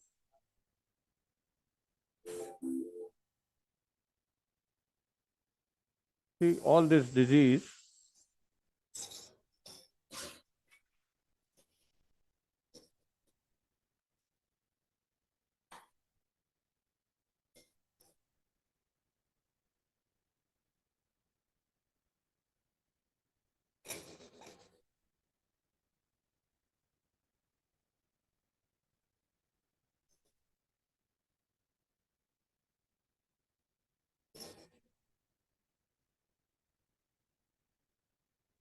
Now see with the 0 degree. With 0 degree, this kind of a frontal sinus access. A little bit more I am going to improve. See, I can see the frontal with a 0 degree by reducing this projecting beak. And a little bit more I am going to reduce this little bit.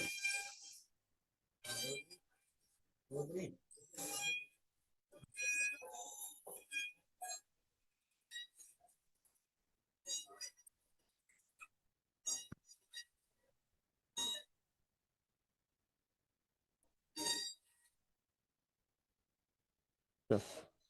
Give me irrigation and give me 70 to show them what is. See what I have achieved. This is one additional step that can revolutionize the frontal sinus work.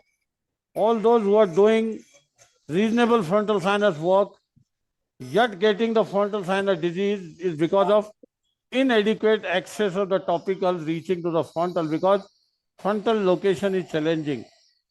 Even with the best position, sometimes patient is not able to push properly into the frontal. And one of the biggest reason is this anatomical obstructions, anatomical challenges. See now the frontal.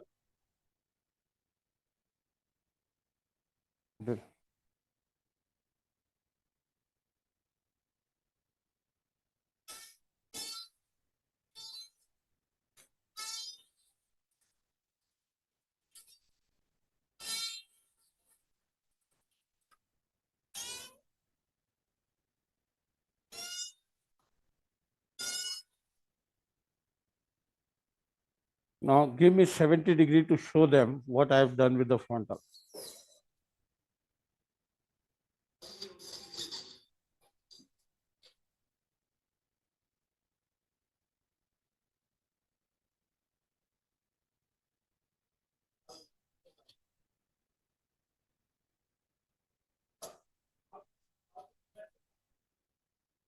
Now I am taking 70 degree to show you frontal better.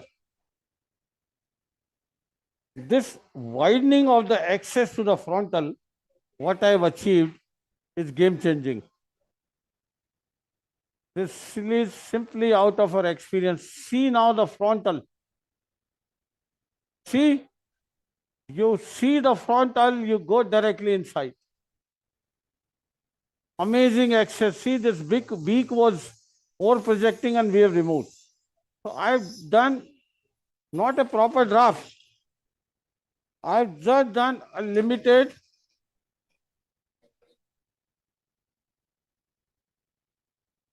peak work and see my frontal is improved the access like anything.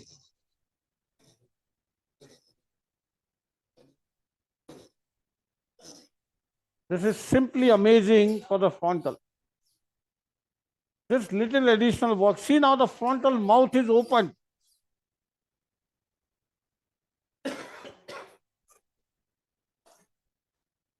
Everything open. See now frontal.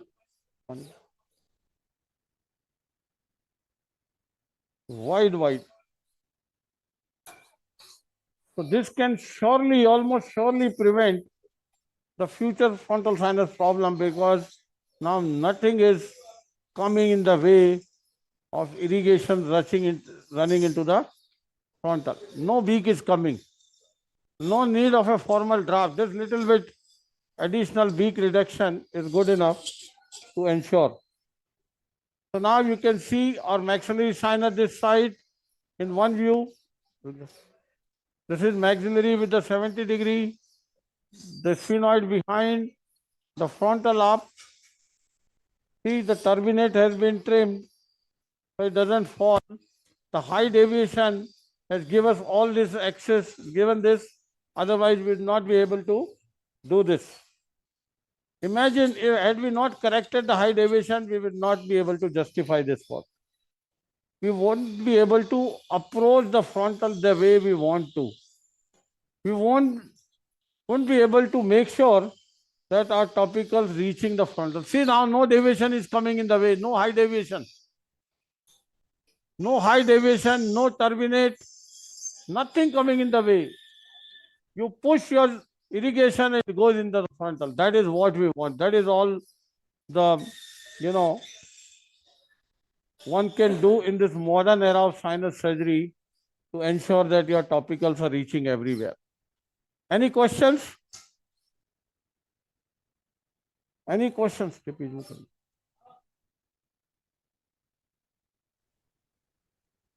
Hello? Yes. Suppose this patient is a child patient, then what will be the difference in surgery? What? Child? So same patient is the same thing happened in a child of means children means child of 12 years, 10 years, then what would be your difference? See, in younger children, life is difficult as well as hard, both in different ways. In younger children, there is no frontal sinus. You don't have to do frontal sinus work. Number one. Number two, in younger children, anatomical structures are close to each other. You don't get much space. That is a challenge. In that situation, getting a good access for the topical is challenging, and you have to reach to the limits all around more effectively. But your life is much better as there is no frontal sinus. Because they don't come for follow-up regularly, because we cannot do douching very clearly in them. Yeah, you can't expect them to be so judicious. You can't expect them to follow as you want. So that's why you have to give good access. See now, this is full house fest. Yeah, super. There was no space because of high deviation. Turbinate was pushed laterally. Turbinate was pneumatized. And see how we have taken the turbinate. All sinuses are pushed, opened up.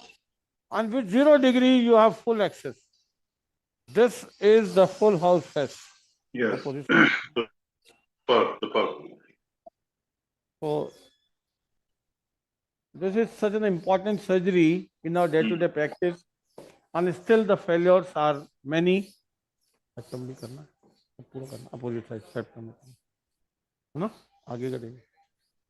So, the reasons for failure are not understanding the disease profile, whether eosinophilic, neutrophilic, aspirin sensitive, whatever. And number two, inadequate planning, surgical planning, inadequate, thorough 3-dimensional CT scan, inadequate surgical work in terms of giving access to the topical. This last work of frontal is game changing to the frontal. Had I left the frontal like a narrow opening earlier, I would not be able to justify that this will going to reach effectively to the topicals to the frontal sinus that effectively. So you have to ensure that your topical should reach and accordingly modify your surgery. Had I not opened this, widened this frontal mouth like this, I would not be able to justify the topical reaching, and this patient would come back with the problems. Yes, that's how majority of the frontal sinus revisions are because of inadequate assessment and inadequate surgical, widening to give access to the topicals. I hope it is very clear. Ultimate, everything is clear. Okay. So next Boss, case is ready. It is already boss, quarter. boss, Yes. boss, your protocol for immunotherapy, do you do it for every patient or some specific? Depending if patient is allergic. Immunotherapy is for allergy, not for sinusitis. Definitely. So those who are allergic, yes. So next Yes. case is autosclerosis and already quarter to 5. So I'll get on to the surgical work, not to the radiology and all that much. Patient has a intact drum with a airborne gap. Looks like autosclerosis. Let's explore and see. It is on the left side. And as asked, I'm not going to use laser as well. So let's see how you can safely accomplish the Stapes surgery. Okay. Even without laser is the safest tool in terms of avoiding mobilization of the Stapes at 2 steps. One is fenestration, another is sclerotomy. Even a slightest excessive force during these 2 steps Yes. can result in foot plate mobilization, and that is a disaster. So, without laser, there is always a fear of mobilization of foot plate, particularly when the Stapes is not adequately fixed. So, let us see what we can do even without laser, how we can do reverse stepedotomy if anatomy permits or something else. You can use skeeter, you can use other tools to minimize the mobilization of the Stapes foot plate. Okay. Laser is the safest, of course, undoubtedly. So it is quarter to 5, and I think this would be the Second last. Second last.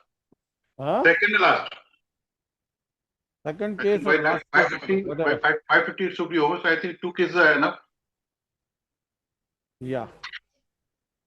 I mentioned in the beginning, Surgicrick, this time is in Surgicrick, the surgical part is compressed and the cricket part is extended. Yes. Mhm. So tomorrow onwards, no one wants to see surgery. Yes, no doubt. It started.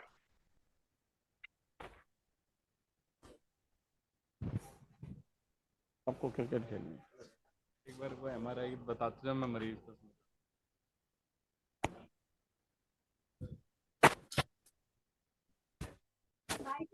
बोल रही है क्या?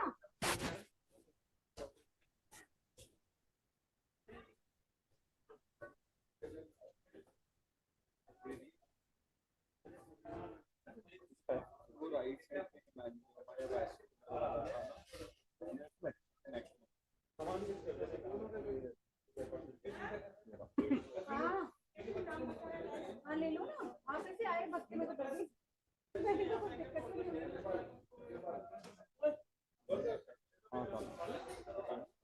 Regular अलग है, process अलग है। बता दो।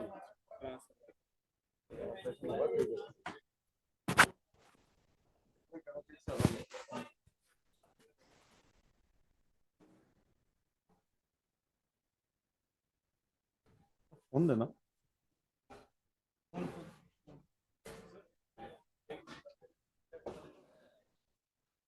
ये देखिए इसका, देखो ये गांठ है, ये खून की नसें दोनों, इससे अलग है ये। इसको पूरा जड़ से हटाना, ठीक हो जाएगी तो 1 दिन के लिए भर्ती कराना पड़ेगा। ऑपरेशन होगा, ठीक हो जाएगा। कम कर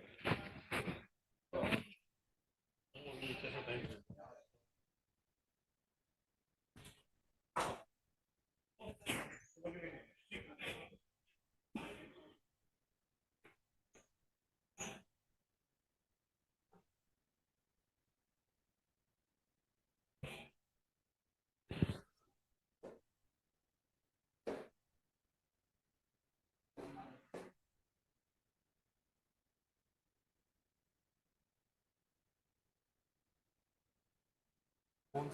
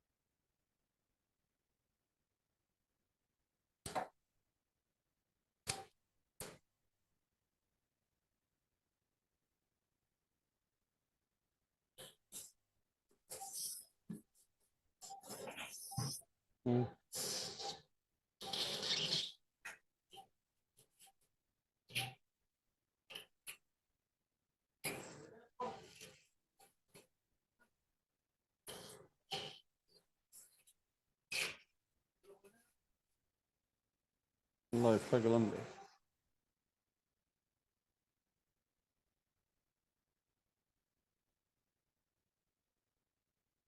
कलम।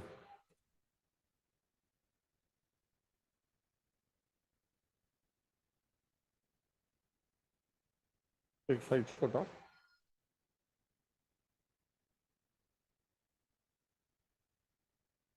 छोटा दे एक साइज। हेलो। Yes, boss. इससे एक साइज बड़ा दे। Yes, Vishal, are you getting microscopic picture? Yes, boss, but I think camera is slightly tilted. Let me. और साइज बड़ा एक साइज बड़ा। Already injected, I think.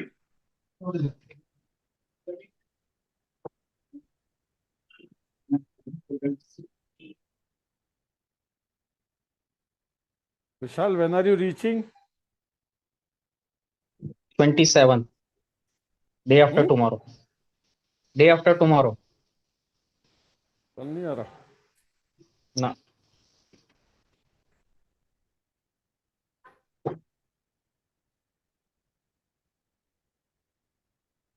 Look at the canal. You can see the tympanic membrane well. Yes. See, these are expendable, you know, speculums. Can you see? Yes, yes. You should use the largest possible size to the fitting to the canal. See now, you can have a Yes. better view. Now you have a tympanic membrane in view. In stapes surgery, your area of focus is. दूर कर, हाथ दूर कर ले, दूर कर, उंगली बीच में नहीं आए।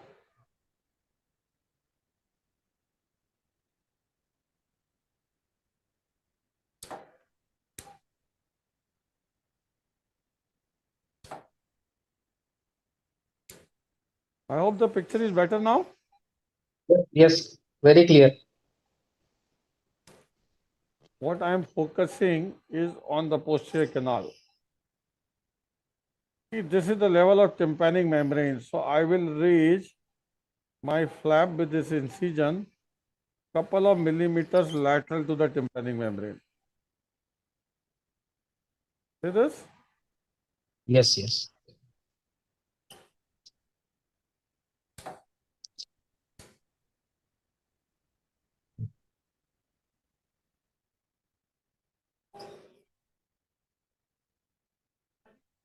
This is my posterior incision, which is of area of interest. Then inferiorly I can limit my incision because I don't have to go far inferiorly to see anything. My area of interest is only posterior superior. So inferiorly I can limit my incision at 5 o'clock or so, that I don't need to raise the flap much inferior. Okay.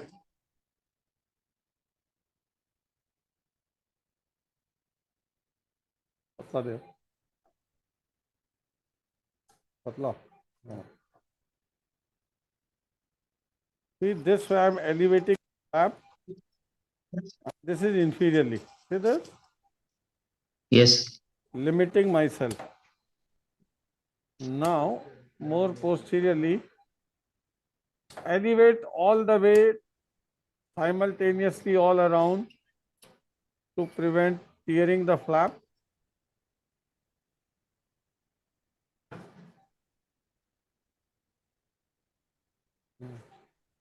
Superiorly, I am not limiting my incision. I can extend it till wherever I want.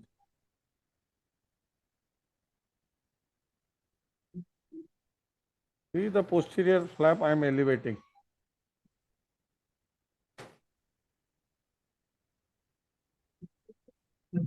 Superiorly, I can extend it. Sometime I may need to extend far anteriorly for the anterior malleolar ligament or something like that to deal with. So I always leave it open to extend anteriorly.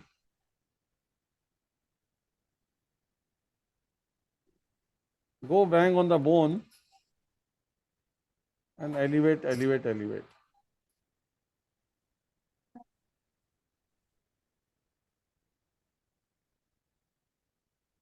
See posterior superior region.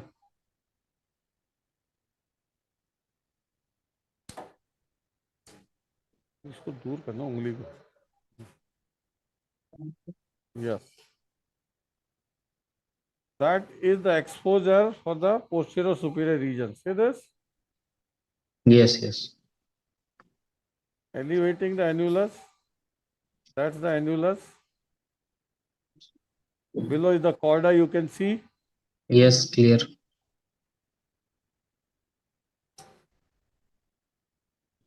See the annulus. Medial to the annulus.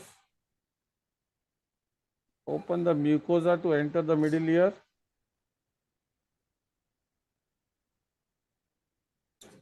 And pushing my flap anteriorly. See this? Yes. It doesn't come in the way.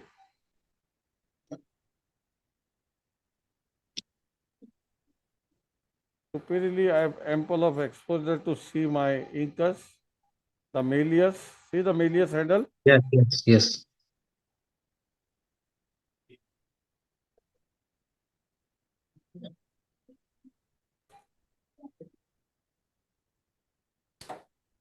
Now, this is called accurate there.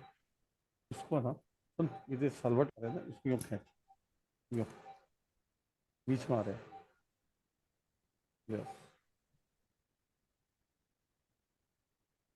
Now see, this is what I am doing is uncovering the caudal canal.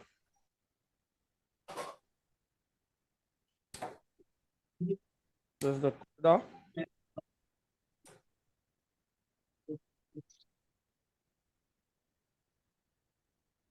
Uncovering the caudal canal.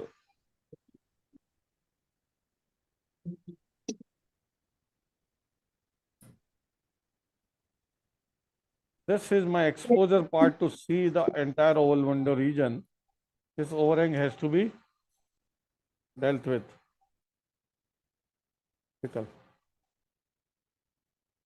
See the chorda all the way.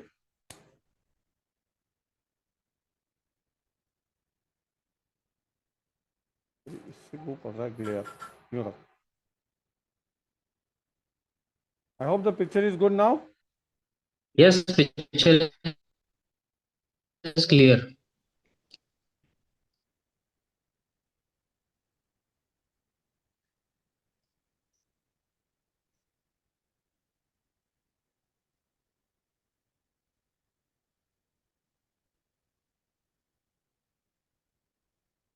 So this is your chorda all the way, and the foot plate below, you can see the glimpse of that, and still a lot of overhang to be dealt with. Great. Your exposure should be to the extent that you should be able to see the entire foot plate. You should have adequate space behind the incus to maneuver your piston. See my fallopian canal below.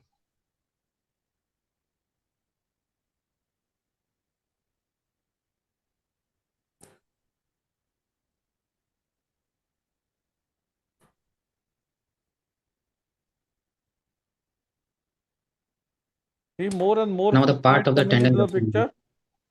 Yes, yes. See the facial nerve above. See the glimpse Yes, of the tendon. yes. See, more and more you open the caudal canal, you can push more and more chorda down.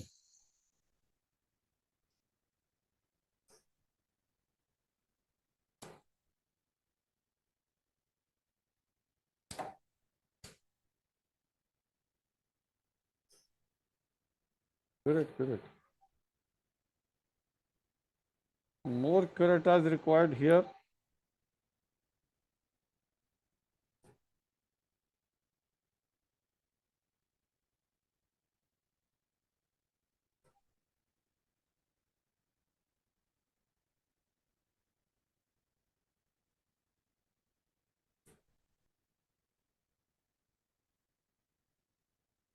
Superiorly, you can see the long process of the incus thoroughly. We are not supposed to uncover the body of the incus. That may invite retraction otherwise later on.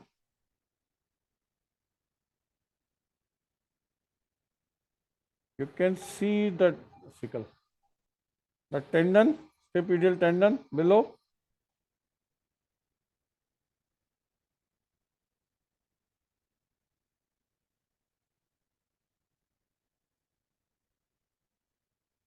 Chorda being elevated off. See this?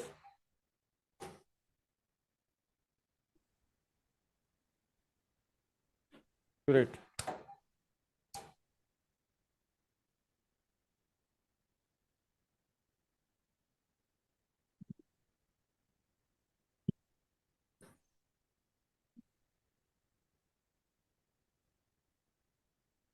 More and more tendon coming into the picture. Yes, yes. Even I can see the glimpse of the pyramid as well. Yes, yes. The ample of So we space should behind remove the now. bone till we see the pyramid. We should remove the bone or overhang till we see the pyramid. You can see the pyramid nicely now. See this? Ample of space behind. Can you see? Yes, yes. I can see the entire foot plate.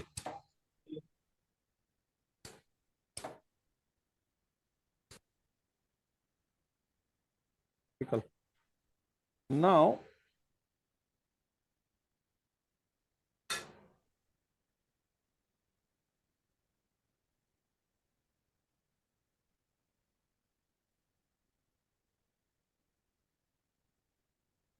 see the incus malleus moving. Foot plate, if I mobilize the foot, see the foot plate is fixed.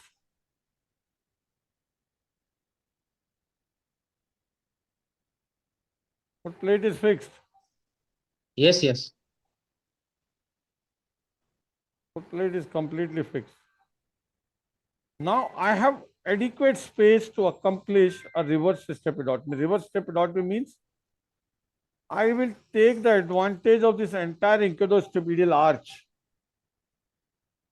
intact arch. I'll take the advantage of the intact arch and do a fenestra first, so that my foot plate doesn't get displaced. Okay? बहुत मोटा दे दिया यार. Hmm.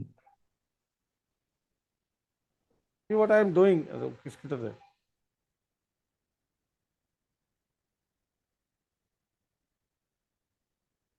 एक size छोटा दे इससे भी.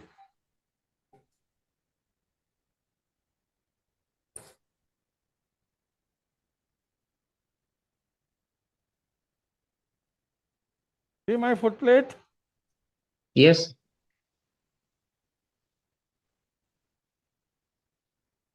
What I will do now, I will do a fenestra first, put a piston then, and then start the stepidotomy. Well, I mean, removal of the crura. This way, I will take the advantage of an intact arch. What I am doing, गीला तो इसको लग रहा है. गीला तो बिल्कुल गीला बिना नहीं छुए.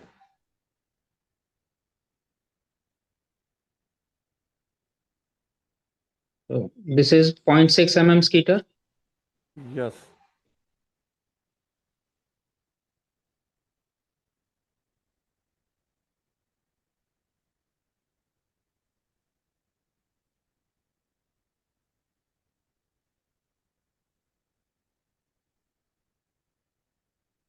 See what I am doing? A fenestration.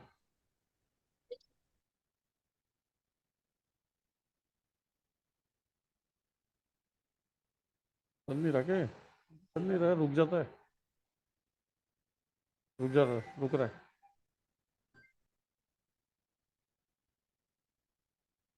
अरे वीरू चल नहीं रहा क्या? देखना.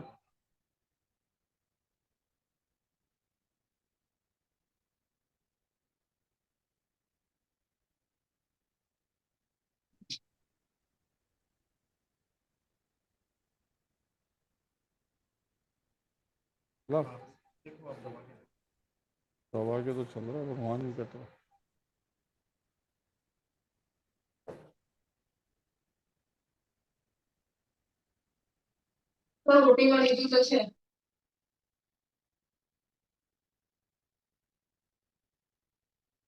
Hello.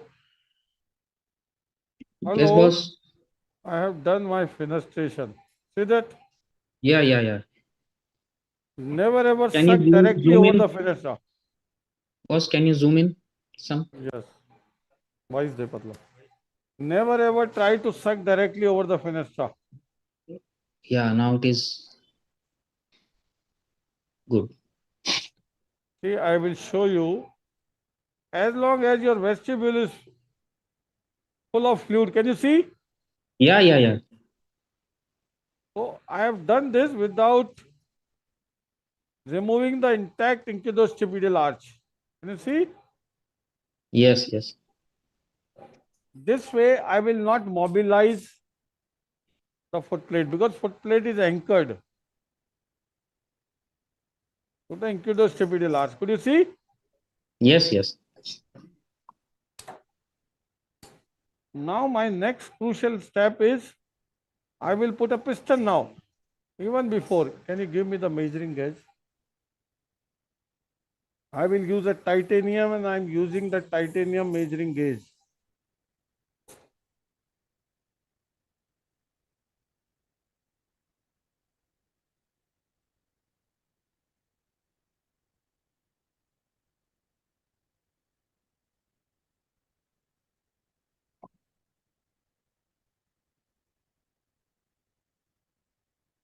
Let us measure.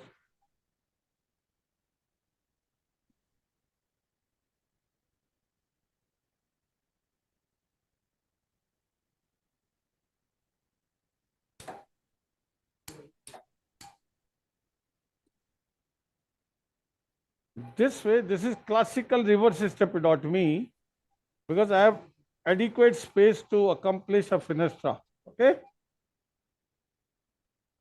without removing the stapes suprastructures.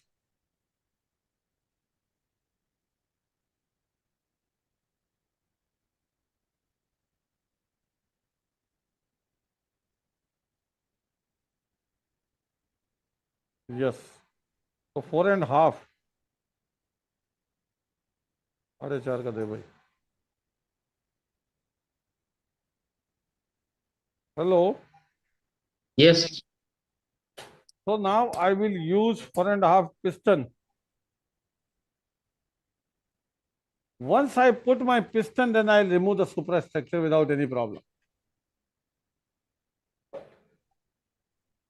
This is classical reverse stepidotomy.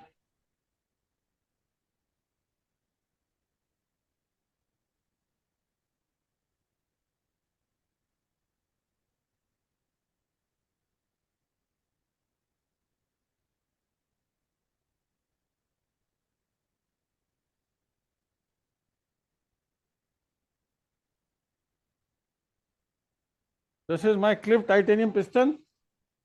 Yes, boss. Right into the fenestra, and I will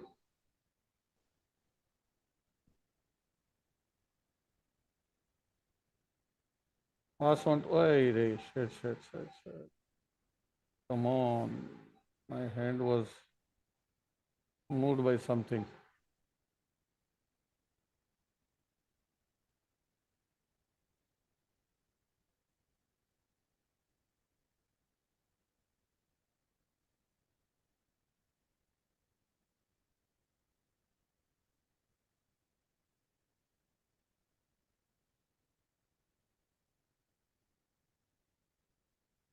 See, my middle slot is Yeah. taking onto the incus. Yes.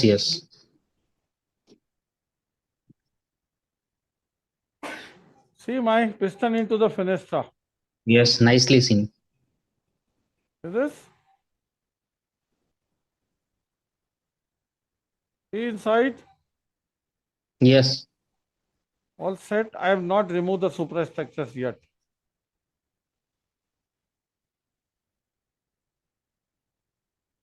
So now my process of rest of the thing starts. See the joint? I open the joint capsule. Yes. This articulated. Just.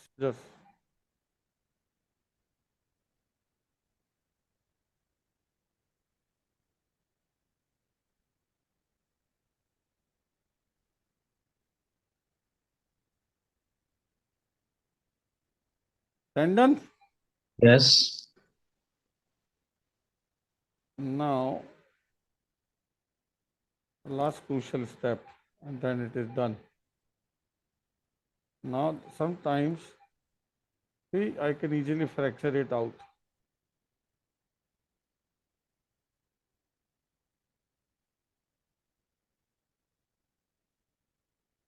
See the suprastructure? Yes, boss.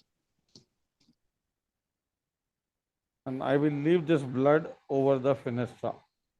Little bit blood. Can you see my piston in the fenestra? Yes. My surgery is done. See this? Yeah, it is freely movable. Yes. So this was reverse stepidotomy.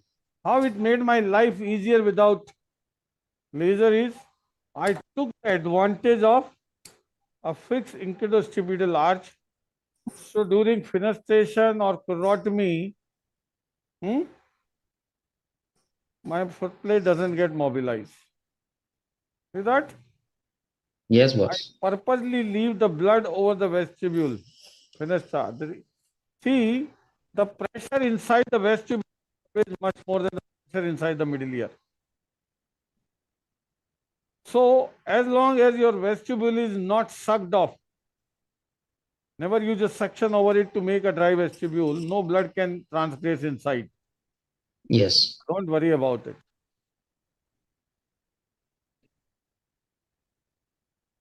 See, uneventful without laser stepidotomy.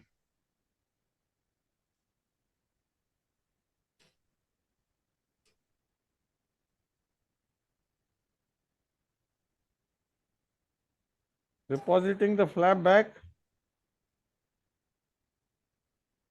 See that?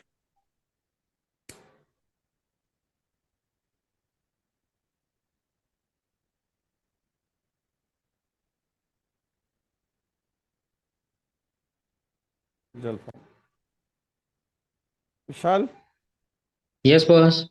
any questions, any comments on reverse stepidotomy? No, nothing new. Means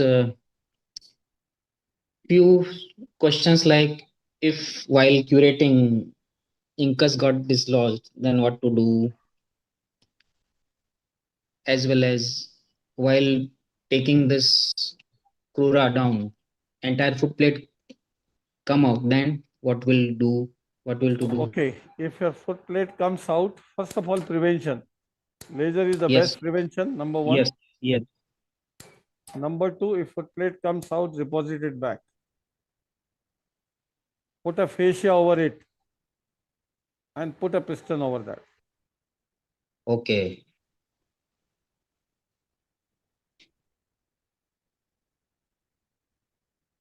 If your incus is dislocated, deposit it.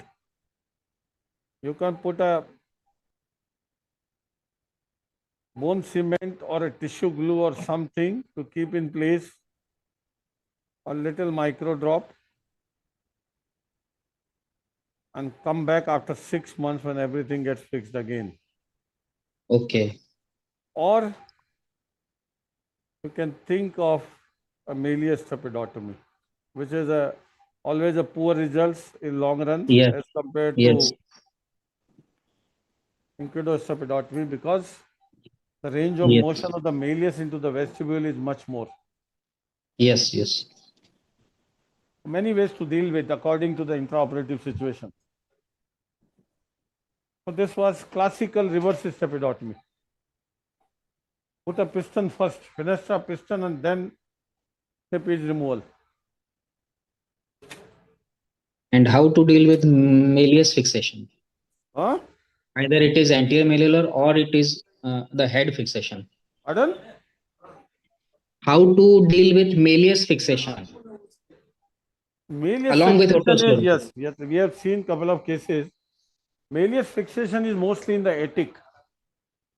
We have Yes, seen the ossified supramalleolar joint fixing yes, the malleus to the roof of the attic. Then you have to come from behind, come from above, do an atticotomy and laserize that bone. okay, Rather than drilling, which can mobilize the foot plate, laserization is the best way to vaporize the bone. okay. So there are many ways.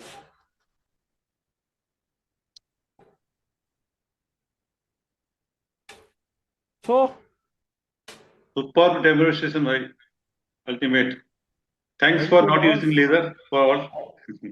So guys, big thanks to Rajiv Bachori boss and Sanjay Khanna boss for making this Surgicrick happen. And they are, you have seen them on the group. They are the ones who had this idea in their head.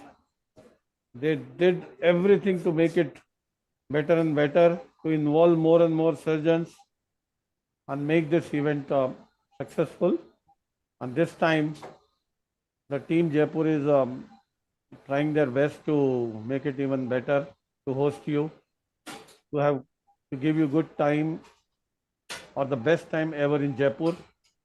So hope to see you all soon and have good fun, good cricket. And this time there is a lot of cricket than the last time. Every team is playing 2 matches every day. Mhm. So Thank you very much, all the panelists Thank you, and boss. the viewers, all surgical delegates for this. We'll meet in tomorrow.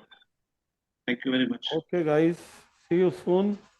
Thank you. Looking forward to Thank see you all. you.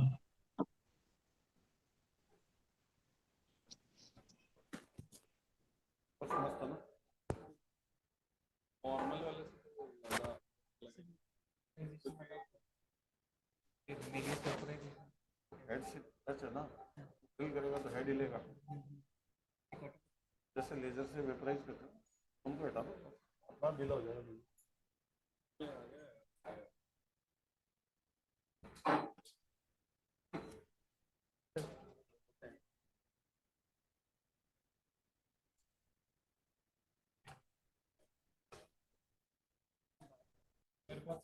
वो